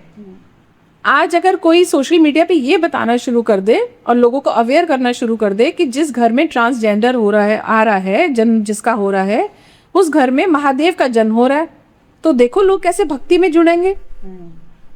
लोगों को भक्ति नहीं करनी, लोगों को अपनी इमेज बना के रखनी। राइट। ये आपकी पॉडकास्ट में मैं बातें इसलिए सारी कर रही हूँ क्योंकि ये जो आपका नेम है ना पॉडकास्ट का, जी। और मैं इसलिए भी आपसे वो उपाय नहीं पूछना चाह रही कि हम ये करेंगे तो क्या उपाय कर लेना चाहिए। कुछ नहीं इसलिए मैं होता। सारा ऐसा जानना चाह रही हूँ कि जो एक्चुअली सोसाइटी में जो हमारे जो चल रहा है, जो चीजें हो रही हैं, वो जानना। बिल्कुल। आप हर दिन उपाय क्या करोगे? कितने उपाय कर, आज हम एस्ट्रोलॉजर है क्या हर दिन उपाय करते रहते हैं? क्यों?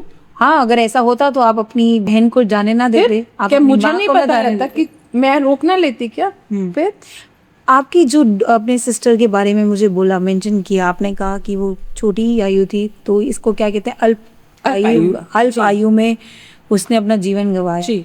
तो क्या ये लोगों को पता होता है कि उनकी अल्प आयु होगी, और या फिर ये एकदम अचानक से ही होती है?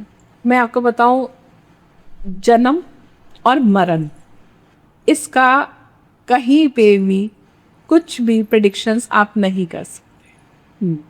ये सिर्फ एक रमल विद्या है जिसमें आप ये पता लगा सकते हो कि उस इंसान की मृत्यु कितनी नज़दीक है।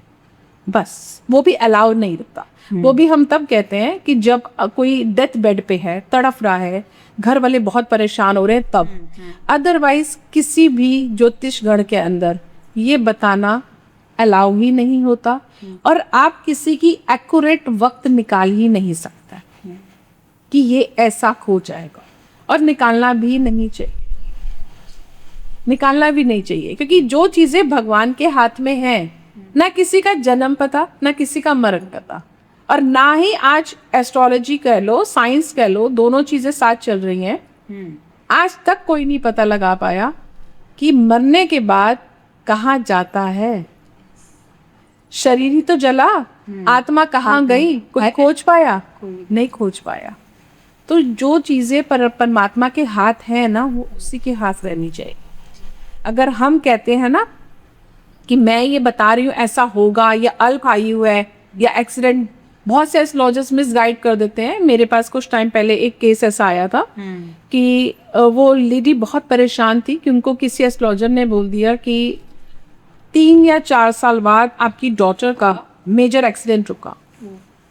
अब वो बहुत परेशान कि मैम, उन्होंने मुझे ऐसा बोला है कि उसमें उस बच्चे की लेग्स जा सकती है। तो मेरा एक ही जवाब ऐसे एस्ट्रोलॉजर्स को रहता है कि पहली चीज़ तो हम भगवान नहीं हो, ठीक है? आपने ये बात बोल दी, आपने उस माँ को 4 साल पहले ही अंदरूनी तरीके से तोड़ दिया पूरा। वो हर पल उस वक्त का इंतजार कर रही है। इंतजार ही तो कर रही है कि वो वक्त आएगा, ऐसा होगा, वो आएगा, ऐसा होगा। तो अगर हम लॉ ऑफ अट्रैक्शन को भी देखें तो आप तो खुद मैनिफेस्ट कर रहे हो ये वक्त आने के लिए। तो मैंने उनको ये बात बोली थी, मैंने कहा देखो हम भगवान नहीं हैं, अगर ये वक्त आना होगा कोई एस्ट्रोलॉजर रोक नहीं पाओ। अगर इतनी ताकत उसके अंदर है तो उसको बोलो उपाय बता, रोक के दिखा। जो प्रारब्ध है उसको रोका तो जा ही नहीं सकता। आप उपाय करके इतना कैपेबल बन जाते हो कि आप उस मुश्किल कड़ी को निकाल बस वक्त उस वक्त को रोक नहीं सकते। मैंने कहा उनको चाहिए था, अगर वो अच्छे एस्ट्रोलॉजर थे उनको चाहिए था वो आपको बताते कि बच्चे के साथ थोड़ी सी ज़्यादा केयर की ज़रूरत है। बच्चे को थोड़ा सा बोलना कि गाड़ी स्लो चलाए या रोड पे ध्यान से चले, ये थोड़ा सा ही रेमेडीज करते जाओ। आपने तो पहले डरा दिया कि उसका एक्सीडेंट हो जाएगा, और 4 साल पहले क्यों? तो ये कहीं ना कहीं मिस गाइडेंस है ना। आपने अभी मैनिफेस्टेशन की भी बात करी जी। में, तो कितना बिलीव करती हैं आप मैनिफेस्टेशन में? क्या सही तरीका होता है मैनिफेस्टेशन का? देखो मैनिफेस्टेशन में मैं बहुत बिलीव करती हूँ, और सही तरीका सबसे ज़्यादा ये रहता है कि आप उस वक्त को, जो चीज़ आप चाहते हो उस मोमेंट में जीना शुरू करो। हम पास्ट के पीछे भागते हैं जो आ नहीं सकता, जो चला गया। हम फ्यूचर के पीछे भागते हैं जो हमें पता ही नहीं। पास्ट और फ्यूचर के चक्कर में हम अपना प्रेजेंट खो देते हैं जो चल रहा है। तो एटलीस्ट आप अपने प्रेजेंट में जीना शुरू करो। आपको गाड़ी लेनी है, आज आपके पास अगर पैसे 10 लाख की गाड़ी के हैं और आप सोचो मैं 1 CR की गाड़ी ले लूं, तो कोई मैनिफेस्टेशन काम नहीं करेगी। ठीक है ना। आपको आपका पता है, आज आपके पास 10 लाख की गाड़ी का फंडिंग है, आप ये मैनिफेस्ट कर सकते हो कि हाँ मैं 2027 जनवरी या 2027 जुलाई तक अब मुझे 15 लाख की गाड़ी लेनी है। मैं गाड़ी ले रहा हूँ, ले ली मैंने गाड़ी, मैं इंजॉय कर रहा हूँ, उस मोमेंट को जीना शुरू करो। तो ये चीज़ें काम होती हैं। तो क्या है, आपने वो वर्डिंग्स यूनिवर्स में बोलना शुरू किया। यूनिवर्स की भाषा होती है तथास्तु। तो रास्ते खुलते हैं। आप जो काम कर रहे हो उसके अंदर आपके रास्ते खुलेंगे। बहुत सारे आपको आपकी चीज़ें ऐसी बनेंगी कि आप उस समय तक जो माइंड में आपने अपना समय कोड किया हुआ है, उस समय तक आप अगर 15 की नहीं ले सके तो डेफिनेटली 13 और 14 की आप ले लो। मतलब कुछ बेटर होगा ही। ठीक है ना। हाँ, लेकिन आप सोचो कि मैं 10 लाख की गाड़ी में घूम रहा हूँ तो अब मुझे 27 जुलाई 2026 तक 1 CR की गाड़ी लेनी है, तो भैया नहीं, फिर उसमें मैनिफेस्टेशन कुछ नहीं करेगी। तो जो उसका सही तरीका है, उसकी जो टिप्स एंड ट्रिक्स होती हैं कि उसको लिखा जाए, किस तरीके से लिखा जाए? देखो मैं सबकी अपनी तरीका है। मैं अगर अपनी बात करती हूँ तो मैं अपनी एक डायरी के अंदर जब भी मुझे किसी भी चीज़ को ऐसे मैनिफेस्ट करना होता है, मैं हमेशा ग्रीन पेन यूज़ करता हूँ। क्योंकि ग्रीन पेन मरकरी है, बुध है, स्टेबिलिटी है। तो मैं ज़्यादातर ग्रीन पेन ही यूज़ करती हूँ। उसका रिफिल मैं किसी भी कोई भी पेन लेती हूँ उसको ग्रीन कलर से ही यूज़ करती हूँ। आप एक नियम रखो। अगर आपने सुबह 6 बजे लिखना स्टार्ट किया या 7 बजे या 8 बजे, तो एक ही टाइम है। ये नहीं कि आज सुबह 6 बजे लिख रहा हूँ, आज मेरी नींद 6 बजे खुल गई, आज मैं 7 बजे लिख रहा हूँ, आज मैं 8 बजे लिख रहा हूँ। नहीं, अगर आपने 8 बजे लिखना है या 9 बजे लिखना है तो आप एक ही टाइम लो उसको। जैसे आपने सोचा कि मैं बहुत अच्छा मैंने स्टूडियो बना लिया, ठीक है, आपकी एक मैनिफेस्ट है कि मुझे बहुत अच्छा स्टूडियो बनाना है। आप उस मोमेंट को फील करना शुरू करो। एक बहुत अच्छी सी पिक्चर जो आप अपने आंखों में विजुअलाइज करते हो, उसको अपने घर के अंदर, अपने रूम के अंदर, किसी भी वॉल पे, वैसे वेस्ट वॉल हम कहते हैं, लेकिन अगर वेस्ट वॉल में नहीं स्पेस तो ऐसा कुछ नहीं है, ऐसा कि जो आपकी आंखों के सामने आपको नजर आए। आप उस स्टूडियो को फील करो और अपना लिखना शुरू कर दो। ये मैं स्टूडियो को एंजॉय कर रही हूँ, मेरा स्टूडियो बहुत सुंदर है, थैंक यू गॉड। हम भगवान से ना कंप्लेंट्स करते हैं, हम ग्रैटिट्यूड नहीं करते। जिस दिन हम ग्रैटिट्यूड शुरू कर देंगे ना, हमारा तब मैनिफेस्टेशन वर्क करेगा। आप थैंक यू गॉड करना शुरू करो। थैंक यू गॉड, आपने मुझे बहुत अच्छा स्टूडियो दिया, मेरा स्टूडियो बहुत सुंदर है, बहुत अच्छा है। उसको आप जितना आपका दिल करे, 51 टाइम्स, 101 टाइम्स, 131 टाइम्स, जितना आपका दिल करे उतना आप लिखो। 9 बजे लिखा, देन आप एक टाइम फिक्स कर लो कि मुझे रात को 9 बजे सोते हुए फिर लिखना है। मतलब एक दिन में 2 बार? हाँ, अगर 3 बार लिखना है तो दोपहर में भी लिख सकते हो, लेकिन फिक्स टाइम, जैसे 9-2-9, तो 9-2-9 ही रखो। ये नहीं कि आज 9, दोपहर में 3, रात को 10, नहीं। आप अपना टाइम सेट कर लो जिस समय आपको कोई डिस्टर्ब ना करे, चाहे आप 10 बजे कर लो, चाहे 11 बजे कर लो, इस तरीके से करो। आपको धीरे धीरे दिखना चीज़ें पॉजिटिव नोट पे आती हुई नजर आएगी। ऐसा नहीं कि हाँ आप कोई कहे कि 45 डेज में हो जाएगा या 60 डेज में हो जाएगा, नहीं। रोज It will उसको take एक time. पैटर्न बना लो। हाँ, एक पैटर्न है ना, आपकी लाइफ का पैटर्न आपने चेंज किया। जो चीज आप सोच रहे हो कि मैं करूंगी और उसको आपने सोचना शुरू कर दिया, मैं ये कर मेरा रही हो गया। हूँ, मेरा हो गया, तो पैटर्न ब्रेक हुआ ना, तो पैटर्न ब्रेक होगा तो काम होगा। सो मैनिफेस्टेशन रियली वर्क, ये तो मैं Yes, खुद it देख works. चुकी हूँ और एक्चुअली मैंने एक्सपीरियंस किया है कि ऐसा होता है। कहा जाता है कि गलत शब्द मत बोलो, अच्छा बोलो, यही वो पार्ट ऑफ मैनिफेस्टेशन है जो हमारा आज का ट्रेंड बन चुका है। बिल्कुल। जब हम गलत बोलते हैं तो हमारे साथ गलत होने लग जाता है। चल ये पुराने ज़माने से ही रही हैं चीज़ें, बट ट्रेंड चेंज होता जा रहा है, राइट। सो हम इसी ट्रेंड की बात अगर अभी करें तो अभी लेटेस्ट ट्रेंड अगर हम बात करें, प्रेमानंद महाराज जी का चल रहा है। जी। सारी दुनिया वृंदावन जा रही है, उनके दर्शन कर रही है, कृष्णा भक्ति बढ़ चुकी है। जी, इसको आप कैसे देखते हैं? देखो प्रेमानंद महाराज जी की मैं बहुत रिस्पेक्ट करती हूँ, बहुत वैल्यूज़ करती हूँ कि वो ना आपको कभी भी गलत कुछ गाइड नहीं करते हैं, राइट। सबसे बड़ी चीज़ ये है, वो आपको कभी ये नहीं कहते कि लाइफ के अंदर इसने ये गलत किया तो तुम भी ऐसा ही करो। वो हमेशा एक ही चीज़ सिखाते हैं कि लाइफ के अंदर जो हर्डल्स आ रही हैं, जो तकलीफ़ें आ रही हैं, वो परमात्मा ने लिखी हैं और आपको वक्त काटना है।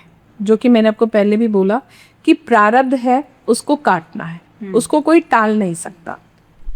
और भक्ति हमें श्री कृष्ण क्या सिखाते हैं कि कर्मास, कि कर्म करो। उन्होंने कभी ये नहीं सिखाया कि सिर्फ भक्ति करो, फल की इच्छा मत करो। वो क्या कहते हैं, कर्म कर, फल की इच्छा मत कर। लेकिन आज वक्त क्या है, आज इंसान कर्म करने से पहले ही देखता है कि मैं इसको 2 रुपए दे रहा हूँ तो मुझे रिवर्ट क्या मिल रहा है। तो फिर यहाँ से फर्क आ जाता है भक्ति का। तो आज जो श्री कृष्ण की भक्ति है या महादेव की भक्ति है या जिसकी भी आप भक्ति कर रहे हो, तो भक्ति आप अपने फायदे के लिए कर, आप भक्ति दिल से नहीं कर रहे हो। जो कि हमारा स्टार्टिंग क्वेश्चन ये था कि आज आस्था रील से रह गई है। सही। तो वही चीज है, प्रेमानंद जी हमेशा आपको ग्राउंडेड होना सिखाते हैं। वो कभी भी आपको ये नहीं सिखाते कि आप ऐसा करो और वैसा करो, वो हमेशा आपको ग्राउंडेड होना सिखाते हैं। और भक्ति आती ही उस इंसान के पास है जो ग्राउंडेड है। जो इंसान जमीन से जुड़ा हुआ है, उसको कोई फर्क नहीं पड़ता आपके अंदर कोई क्या कर रहा है, क्या नहीं कर रहा, आपके लिए कोई क्या बोल रहा है, क्या नहीं बोल रहा। बिल्कुल, उनकी तो दोनों किडनीज भी नहीं है और जिस तरीके से उनका ये वक्त, मैंने आपको कहा ना अभी कि जब हम अपने आप को पूर्णता उस परमात्मा के सामने सरेंडर कर देते हैं, तब वो सुप्रीम पावर हमें संभालती है। इंसान जब तक कहता है ना मैं कर रहा हूँ, तब तक वो जिंदगी में कामयाब होता ही नहीं है। जिस दिन वो कह देता है ना कि मैंने सरेंडर कर दिया, तब वो झुकने नहीं देता। आज अगर मैं अपना भी एग्जाम्पल मैंने आपको दिया और मैं कहती कि मैंने मुश्किल टाइम काटा, तो नहीं काटा, उसने मुझे संभाला। वो सुप्रीम पावर थी मेरे साथ जिसने मुझे इतने क्रूशियल टाइम में टूटने नहीं दिया। तो वो सरेंडर है, वो मैंने नहीं किया, मैंने सरेंडर किया। तो यही चीज है कृष्ण भक्ति की भी। वो भी कहते हैं, इनको समझना आज भी टफेस्ट है। कहा जाता है कि जो कृष्ण भक्ति है या कृष्ण जी को समझना सबसे मुश्किल है। क्यों मुश्किल है? किसी भी भगवान को समझना क्यों मुश्किल है? मैंने देखो मैं आपको बताऊं कि पहला आपका मेरा एक ये कन्वर्सेशन था कि हम भगवान को बाहर ढूंढ रहे हैं, सही, हमारे अंदर है। जिस दिन हम अपने अंदर के सवालों के जवाब के आंसर हमें इंटरनली आने शुरू हो जाएंगे ना, हम उन सवालों को डिकोड करना शुरू कर देंगे, तो ना श्री कृष्ण को पाना मुश्किल, ना महादेव को पाना मुश्किल। सब यही है, ये सिर्फ सिखाया जा रहा है। महादेव की बात हम करें तो महादेव भी हमें सिखाते हैं। महादेव ने विष ग्रहण किया, अपने लिए तो नहीं किया था, सृष्टि के लिए किया, संसार के लिए किया, संसार के लिए किया था ना। तो उन्होंने तो नहीं सोचा था कि मुझे क्या मिल रहा है, स्वार्थ तो नहीं था, संसार के लिए किया। आज आपका और मेरा जैसे समझो बहुत क्लोज रिलेशन है, नॉर्मली मैं एक बात कर रही हूँ, आप और मैं बहुत क्लोज फ्रेंड है। आपको किसी थर्ड पर्सन ने कहा अरे यार गीतू तेरे बारे में गलत बोल रही थी, माइंड में क्या आया, अच्छा वो भी तो ऐसी है, उसने कैसे बोल दिया। तो हम तो एक बात भी नहीं सुन सके। सही है। तो उन्होंने विष ग्रहण किया, ये सिखाया उन्होंने। तो हमने क्या सीखा, नहीं सीखा। हम अगर उनकी सिखाई हुई चीजों को सीखना शुरू कर देना तो हमें बहुत कुछ सीखने को मिलता है, लेकिन हम सीखना नहीं चाहते। महाभारत हमें बहुत कुछ सिखाती है, लोग नेगेटिव चलते हैं। रामायण हमें बहुत कुछ सिखाती है, हम नहीं सीखते। हर ग्रंथ हमें बहुत कुछ सिखाता है। आज किसके अंदर सैक्रिफाइस है सैक्रिफाइस? मतलब मेरे आसपास तो किसी के आपके क्या, किसी के अंदर भी नहीं है। ठीक है, श्री राम जी ने क्या कहा, क्या किया उन्होंने अपना राजस्व त्यागा। किसके लिए? अपने लिए नहीं, सिर्फ अपने पिता के वर्ड्स के लिए, कि उनके पिता ने वर्ड्स दिए थे। आज कोई त्यागेगा? आज तो कोई प्रॉपर्टी नहीं छोड़ता। तो उन्होंने तो राजस्व त्याग दिया। फिर ये सैक्रिफाइस सिखाया गया रामायण में, हमने सीखा? नहीं सीखा। हम वो सीखते हैं जो हम सीखना चाहते हैं। ट्रू। उसमें से हमने क्या सीखा? कैकई का, ठीक है ना, क्योंकि वो हमारे लिए है। तो हम हमेशा, हर पल, हर चीज हमें सिखाती है।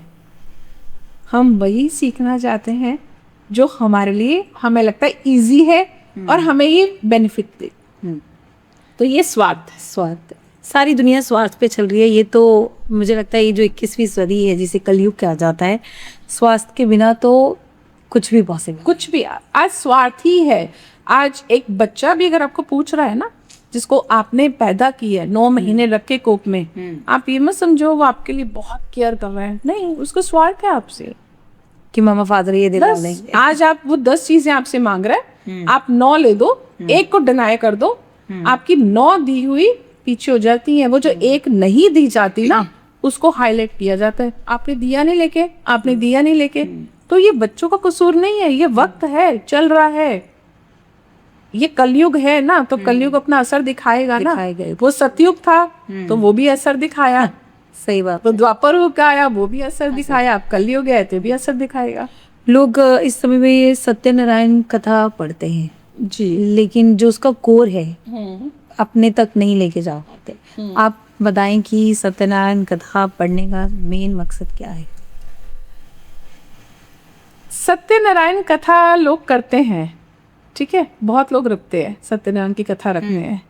यार हम सत्यनारायण की कथा करें, किसी भी कथा की बात करें, लोग विष्णु जी को कितना मान लेते हैं, लोग महालक्ष्मी जी को कितना मान लेते हैं। लोगों के लिए महालक्ष्मी जी क्या है? सिर्फ पैसा। लक्ष्मी, दिवाली वाले दिन पता है ठीक है ना, सिर्फ लक्ष्मी जी, इससे ज्यादा कुछ नहीं। कभी आपने देखा कि महालक्ष्मी जी भी विष्णु जी के चरण दबाती है, अर्धांगिनी का रूप निभा रही है। तो उसमें आपको क्या चीजें सिखाई जा रही हैं? आज एक घर परिवार के अंदर एक हस्बैंड काम कर रहा है, एक वाइफ काम कर रही है, तो हस्बैंड को लगता है मैं कमा के आ रहा हूँ, तो वाइफ को लगता है तू क्या कहाँ से कमा रहा है, मैं नहीं कमा रही। तो क्या सीखा आपने? घर में आपने कथा रखी है, आपने सबको फोन कर दिया हमारे घर में कथा है, घर में कथा होनी है, सब लोगों ने आना है। सुबह सुबह हस्बैंड वाइफ की लड़ाई झगड़े हो रहे हैं, जल्दी कर ले जल्दी कर ले, सब लोग आने वाले, ये नहीं हुआ, ऐसे नहीं हुआ, ऐसे नहीं हुआ। वो कथा क्या आपको सार देके जाएगी? सबसे पहले जो लोग भी कथा करते हैं या जो लोग भी पूछते हैं, पहले अपने अंदर बदलाव लाओ। चाहे आप सत्यनारायण की कथा रखो, चाहे आप रामायण का पाठ रखो, अगर आपके खुद के अंदर बदलाव नहीं है तो ये कथा करवाना, ये पाठ करवाना, ये आप दुनिया के आगे दिखावा कर। चाहे आप कोई भी पाठ पूजा करें, अभी देखो जैसे नवरात्रे गए, ठीक, अष्टमी पे हम अपने घर पे छोटी कन्याओं को बुलाते हैं, घर के मेल्स छोटी कन्याओं के पैर छूते हैं, उनसे आशीर्वाद लेते हैं, बुलाया जाता है, उनको माँ का रूप दिया जाता है। तो उन्हीं में से ही कोई ऐसे मेल्स भी हैं ना जो कन्याओं के साथ गलत काम भी करते हैं। तब तो ये अगर हम इन चीज़ों को, इन लॉजिक्स को समझना शुरू करें ना, तो बहुत कुछ हमें सिखाने को मिलता है। लेकिन मैंने वही कहा ना, हम सीखते नहीं। तो आप जितने भी भक्ति करते हैं ना, पहले अपने अंदर हम थोड़ा सा बदलाव लाना शुरू कर देना, हमें बहुत ज़्यादा भक्ति की ज़रूरत नहीं है। हम मंदिर जाते हैं, हर कोई जाता है मंदिर, आप भी जाते हो, मैं भी जाती, सब लोग मंदिर जाते हैं। मंदिर जाते हुए हमेशा नोटिस करना, जब ज़्यादा भीड़ होती है ना, तो लोग पंडित जी को दक्षिणा देनी शुरू कर दी, वीआईपी ट्रीटमेंट के लिए। क्यों? क्योंकि उस समय जितने लोग होते हैं सबकी निगाह आप पर थी, आप एक सेंटर बने। पंडित जी ने आपको एक जेस्चर दिया, अरे आप आओ ना, आगे आ जाओ, आप आगे आ जाओ, तो आपको लगा अरे यार मेरी बहुत वैल्यू है। आपने भगवान को नहीं पाया, आप वहां पे पैसा दिखा रहे हो, वहां पे आप अपना पैसे का घमंड दिखा रहे हो, जहां पे आप एक भिखारी बनकर जा रहे हो। आप भगवान के पास जा रहे हो, कौन से कितने लोग भगवान के पास जाके कहते हैं कि भगवान बहुत शुक्र है, तूने मुझे बहुत कुछ दिया। शायद 1 और 2% जाते ही मांगा जाता है। गाड़ी मिल गई तो घर चाहिए, घर मिल गई तो ये चाहिए, वो चाहिए, मांगने जा रहे हैं। तो जहां हम भिखारी हैं, वहां हम अपने पैसे को कैसे दिखावा करके। बट ये तो सब ऑफिशियली हो चुका है। अगर मैं वृंदावन की भी चाहे बात करूँ या वैष्णो देवी की भी बात करूँ, तो वहाँ पे वीआईपी टिकट्स कटती हैं कि आप हेलीकॉप्टर से जा रहे हो तो आपकी पर्ची है, तो आपकी गेट नंबर ये है, आपके जल्दी से दर्शन हो जाएंगे। ये किसने किया? किसने किया? इंसान, मैनेजमेंट ने। हमने किया ना, हमने गलत का साथ दिया। क्यों दिया? क्योंकि हमें वीआईपी बनना है। आप अगर आज आप मना करते हो, इस चीज के लिए अगेंस्ट खड़े हो जाते हो, तो कैसे कोई ले लेगा? अगर आज आपसे कोई पैसे की डिमांड की जाती है, आप उसी टाइम अगेंस्ट हो जाते हो। क्यों पैसे की डिमांड?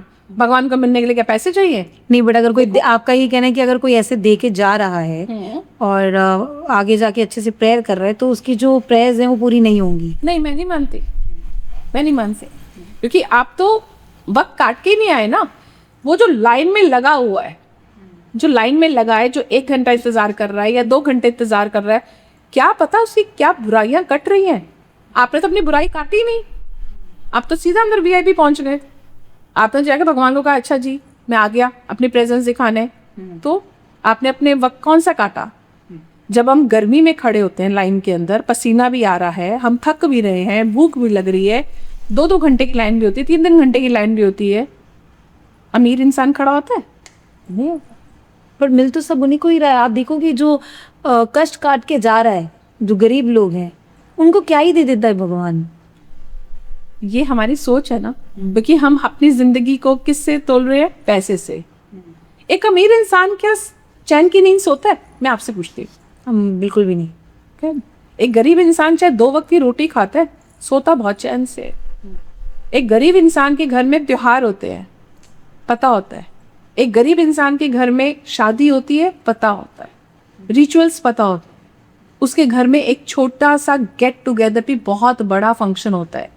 एक अमीर इंसान के घर में फंक्शन भी पता नहीं चलता, क्योंकि घर में फंक्शन ही नहीं होता, डेस्टिनेशन वेडिंग्स होती है। घर में पता ही नहीं है। आप एक मेहमान की तरह गए, मेहमान की तरह आपने वहां फंक्शन अटेंड किया, आप बाहर आ गए। आपने क्या अटेंड किया? आपने कौन से रिचुअल्स किए? आपने क्या किया? आपने सब कुछ पैसे से किया। आपने उस समय कहाँ इमोशंस रखे? आए इमोशंस? नहीं आए। तो पैसा आया ना बीच में। तो फिर गरीब इंसान के घर में एक छोटी सी भगवान की, अगर एक नवरात्रों के टाइम हो गए अभी जैसे निकले, उनके घर में एक छोटा सा कीर्तन भी हो रहा होता है, तो लेकिन वहाँ भक्ति हो रही होती है। हम लोग बड़े बड़े पंडालों में जाते हैं, तैयार होके जाते हैं, वहाँ हम भक्ति नहीं कर रहे होते, हम सेल्फीज ले रहे होते हैं, हम वीडियोस बना रहे होते हैं, रील्स बना रहे होते हैं। तो ये चीज़ों का फ़र्क है। कभी भी सुकून पैसे से नहीं आता। बट अगर हम बात करें अंबानीज की, जो भी उनकी यहाँ वेडिंग्स होती हैं, कोई भी फैमिली फंक्शंस होते हैं, मैंने देखा है कि बहुत अच्छे से सारे रिचुअल्स करते हैं, है ना। तो कोई भी ऐसी प्रेयर्स हो या कोई भी ऐसी रस्म हो, मुझे लगता है वो तो सारी पूरी करते हैं। बिल्कुल, हाँ बिल्कुल। तो वो सही बैलेंस चल रहे हैं ना। हम लोग मैंने क्या कहा, हम वो चाहते हैं जो हम लेना चाहते हैं। हमने अंबानीज की शादियों के ड्रेसिंग्स देखी, कपड़े बहुत अच्छे हैं, मेकअप बहुत अच्छा है, शादियां बहुत अच्छी हैं। हमने ये नहीं देखा कि वो शादियों में घंटियां बजा रहे हैं, उनके यहाँ अनुष्ठान चल रहे हैं, उनके यहाँ पाठ पूजा चल रही है, बहुत अच्छे से उन्होंने वो भक्ति भी कर रहे हैं और दोनों चीजें पैरेलल चला रहे हैं। आप क्या कर रहे हो? आप सिर्फ उनके अकॉर्डिंगली आपने उनका वो चीज ली जो आपने चाहा, आपने भक्ति करी, आपने अनुष्ठान करवाए, आपने सोचा मैं इतने पंडितों को बुलाऊं, आपने दान पुण्य किया? नहीं किया। वो कितना दान करते हैं, कितनों की वो ब्लेसिंग्स लेते हैं, कितनी कन्याओं की शादियां करवाते हैं, वो कितने गरीबों का घर चला रहे हैं, तो वो ब्लेसिंग्स भी तो ले रहे हैं। तो दोनों चीजें पैरेलल चल रही हैं। तो आप पैरेलल करो ना, आप एक ही चीज कर रहे हो, आप सिर्फ पैसे के पीछे भाग रहे हो। आपने ये नहीं सोचा कि मैं दान पुण्य करूं, और आपने अगर दान किया तो आपने दुनिया को दिखा के दान किया। वो तो फोन कर करके दुनिया को दिखा नहीं दे कि मैं इतना दान कर रहा हूँ या मैं इतना दान को तो दिखाने की जरूरत ही नहीं है ना। तो बढ़ रहा है ना, बढ़ रहा है, इसलिए बढ़ रहा है क्योंकि वो छुपा के दान कर रहे हैं। दान का मतलब क्या है कि आप किसी को दे रहे हो। दान का मतलब दिखावा नहीं है, लोगों को रील्स बना के दान करना कि हम यहाँ आज खाना बांट रहे हैं, आज आप यहाँ आ जाइए हम खाना बांट रहे हैं। क्यों? इतनी दुनिया बैठी है, आप खाना बांटो। आप मंदिरों में दान करके आ रहे हो, मंदिरों में दान करने की बजाय जो गरीब इंसान सो रहा है, जिसके पास छत नहीं है, चाहे वो गर्मी है चाहे वो सर्दी है, उसके ऊपर अगर वो गर्मी है तो उसको पंखा दो, पंखा नहीं है उसको चादर दे दो, उसको मच्छर ना काटे, सर्दी है तो कंबल दे दो, पानी दे दो पीने को, ये हेल्प होती है। आप मंदिर में जाके 5,000 रुपये की पर्ची कटवाए तो मंदिर में गई, आपने दान कहाँ दिया? मंदिर में। मंदिर से तो आप खुद ही मांगने जा रहे हो। तो यही अगर 5,000 का दान आप किसी गरीब को देते हो तो वो दान लगता है, उसको महादान कहा जाता है। आप गौशाला में जाके दान करो, आप जो जीव हैं, अपंग जीव हैं, उनकी हेल्प करो, जंतु हैं उनकी हेल्प करो, आप चींटियों को भोजन डालो, ये चीजें करो ना। आप ये करो कि हम पर्चियां कटवा रहे हैं और हम अपनी वीडियोस बना रहे हैं तो ये दान पुण्य नहीं। मैं नहीं मानती इसको दान पुण्य। चलिए, जो लोग ये पॉडकास्ट देख रहे हैं आज उनको समझ आ गई होगी कि किस तरीके से दान करना चाहिए और कौन सा दान लगता है। दान कौन सा लगता है? सबसे पहले तो देखो जी, जिस घर के अंदर सबसे पहली रोटी गौ माता की लगती है ना, उस घर के अंदर सबसे बड़ा ये महादान कहलाता। घर के अंदर सबसे पहली रोटी गौ माता की बननी चाहिए। आपको चींटियों को जरूर आटा डालना चाहिए, आपको कुत्तों को जरूर रोटी डालनी चाहिए, घर की आखिरी रोटी। आपको गरीब कन्याओं की सेवा करनी चाहिए, आपको अपंग लोगों की सेवा करनी चाहिए जो नीडी हैं। ऐसा नहीं कि रोड साइड चलता हुआ कोई आपसे मांग रहा है तो वो नीडी नहीं है, वो आप खराब कर रहे हैं। वो नहीं, जो नीडी है, जो अपाहिज है, आप उनकी हेल्प करो। वृद्धाश्रम है, बहुत सारे वृद्धाश्रम है, वहां जाके हेल्प करो। ऐसी जगह पे हेल्प करो जो वाकई ही ज़रूरतमंद है। अगर आज आप किसी ज़रूरतमंद की हेल्प करते हो तो वो परमात्मा के खाते में लिखी जाती। ये दान। Before we end this podcast, because मुझे ऐसा लगता है जो आपकी नॉलेज है एक पॉडकास्ट के लिए तो कम पड़ जाएगी हमारे लिए, बिकॉज आप एक एस्ट्रोलॉजर हैं और मैं चाहूँगी कुछ ना कुछ छोटे मोटे उपाय हम आपसे ज़रूर जानना चाहेंगे। आपसे नॉलेज बहुत ली और आपने जिस तरीके से हर चीज़ को हमें समझाया, मुझे यकीन है कि इस पॉडकास्ट को देखने के बाद लोगों को अपने जीवन में कुछ ना कुछ चेंज लाने का मन करेगा ही करेगा। देखो, अगर मैं थोड़ा सा भी किसी को सही राह पे ला सकती हूँ तो ये मेरे महादेव का आशीर्वाद है। कोशिश कर सकती हूँ। तो हर एक इंसान को लगती है कि घर को नज़र लग चुकी है या मुझे नज़र लगी हुई है, तो ऐसी क्या चीज़ करनी चाहिए जिससे वो नज़र उतर जाए? देखो, ये सच है, नज़र लगती है, ये कहीं झूठ नहीं है। और नज़र पत्थर को भी फाड़ देती है। नज़र से बचने के लिए सबसे बड़ा उपाय जो रहता है, आपको सॉल्ट बाथ लेना चाहिए। नॉर्मली लोग क्या करते हैं कि सॉल्ट बाथ अगर किसी को बोला जाता है तो एक बाल्टी में पानी डाला और थोड़ा सा नमक डाल दिया और वो बाथ ले लिया, उसको सॉल्ट बाथ नहीं कहते। आप प्रॉपर पहले शार ले लीजिए, प्रॉपर बाथ ले लीजिए, उसके बाद आप अपने हाथ में सॉल्ट लीजिए, पिंक सॉल्ट, हाथ में लेने के बाद टुवर्ड्स ऊपर से आप नीचे की तरफ ऐसे रब करते हुए मैनिफेस्ट करते हुए कि मेरे पास जितनी भी नेगेटिविटी है सारी दूर हो जाए। इस तरीके से आप अपनी पूरी बॉडी को ऊपर से पैरों के थ्रू करते हुए आप ऐसे करो और ट्यूसडे सैटरडे ये करना शुरू करो। आपको नेगेटिविटी रिमूव होती हुई नजर आएगी। जब आपको लगता है कि मेरे घर पे भी नजर हो रही है, आप अपने घर पे एक धूनी देना शुरू करो। उसके लिए आपको रेमेडी वो बता रही हूँ सामग्री। हमें एक गाय का उपला चाहिए होता है। गाय का उपला किसी शॉप से लेने की बजाय किसी गौशाला से। लोग ब्लिंकिट से ऑर्डर कर देते हैं। आजकल तो सारी चीजें ब्लिंकिट नहीं, हर चीज ब्लिंकिट पे नहीं होती। आप गौशाला से लाके रखिए। थोड़ा सा गाय का उपला लीजिए, उसको आप गैस पे लाल करिए। अच्छा, उसके ऊपर थोड़ा सा कपूर, थोड़ा सा पीली सरसों, एक तेज पत्ता, गूगल और लोबान, इन सामग्री की धुनी आप अपने घर पे देना शुरू करो डेली, एवरी सुबह ये शाम, किसी भी एक टाइम दे दो। ठीक। आपको 11 डेज के बाद फर्क नजर आना शुरू हो जाएगा।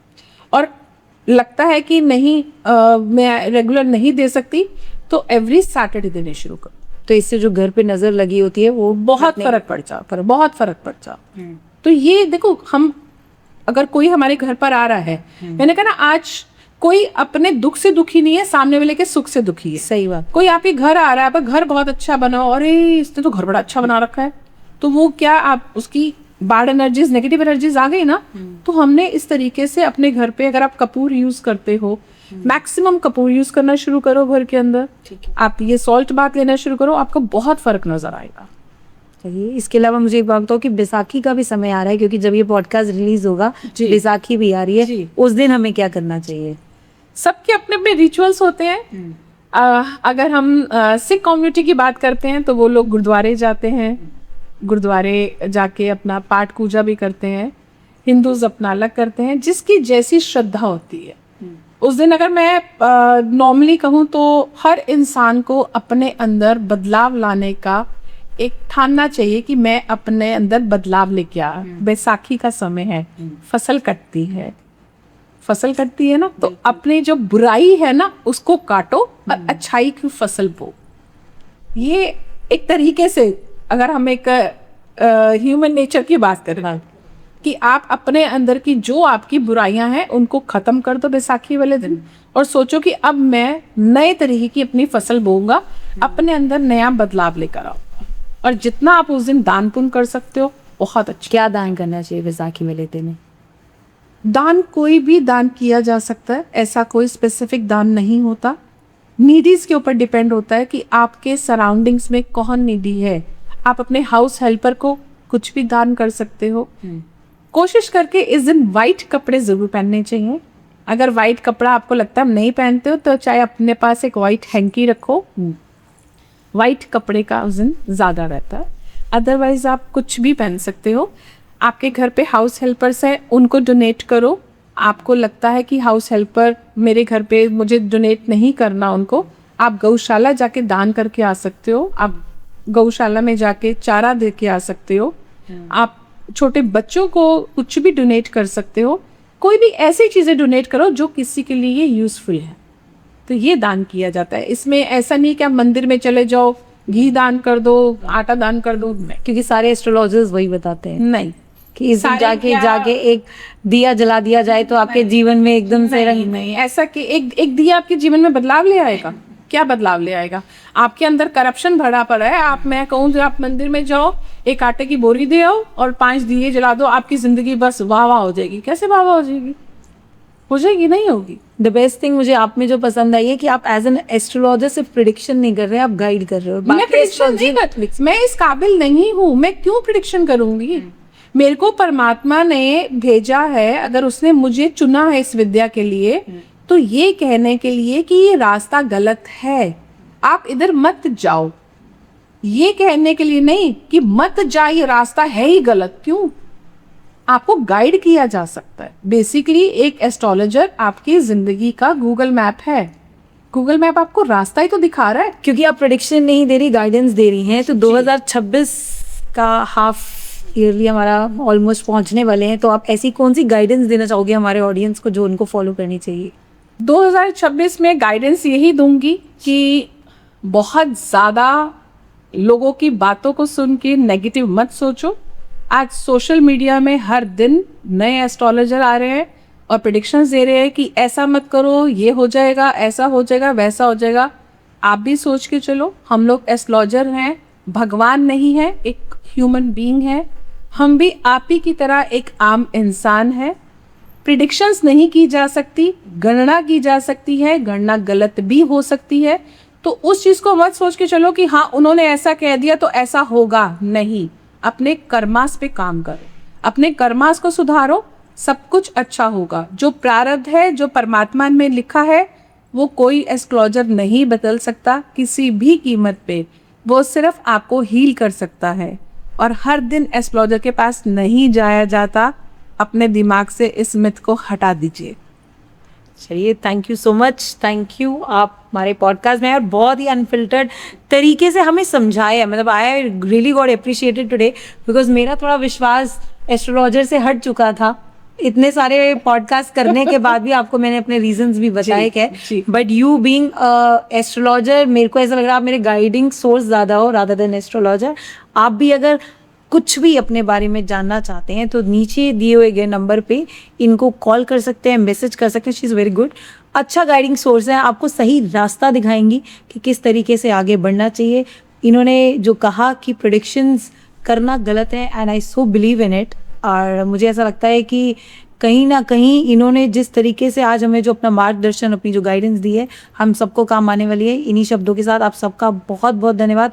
हमेशा हमें लाइक, फॉलो और कमेंट करने के लिए। कोई भी अगर आपको इस पॉडकास्ट देखने के बाद क्वेश्चंस आपके माइंड में आए ना, तो ज़रूर कमेंट बॉक्स में लिखिएगा। सो आपसे रिक्वेस्ट है कि कभी ऐसे क्वेश्चंस आए आपको तो प्लीज़ उस पर रिप्लाई जरूर करिएगा। जय माता, हर हर महादेव। हर हर महादेव।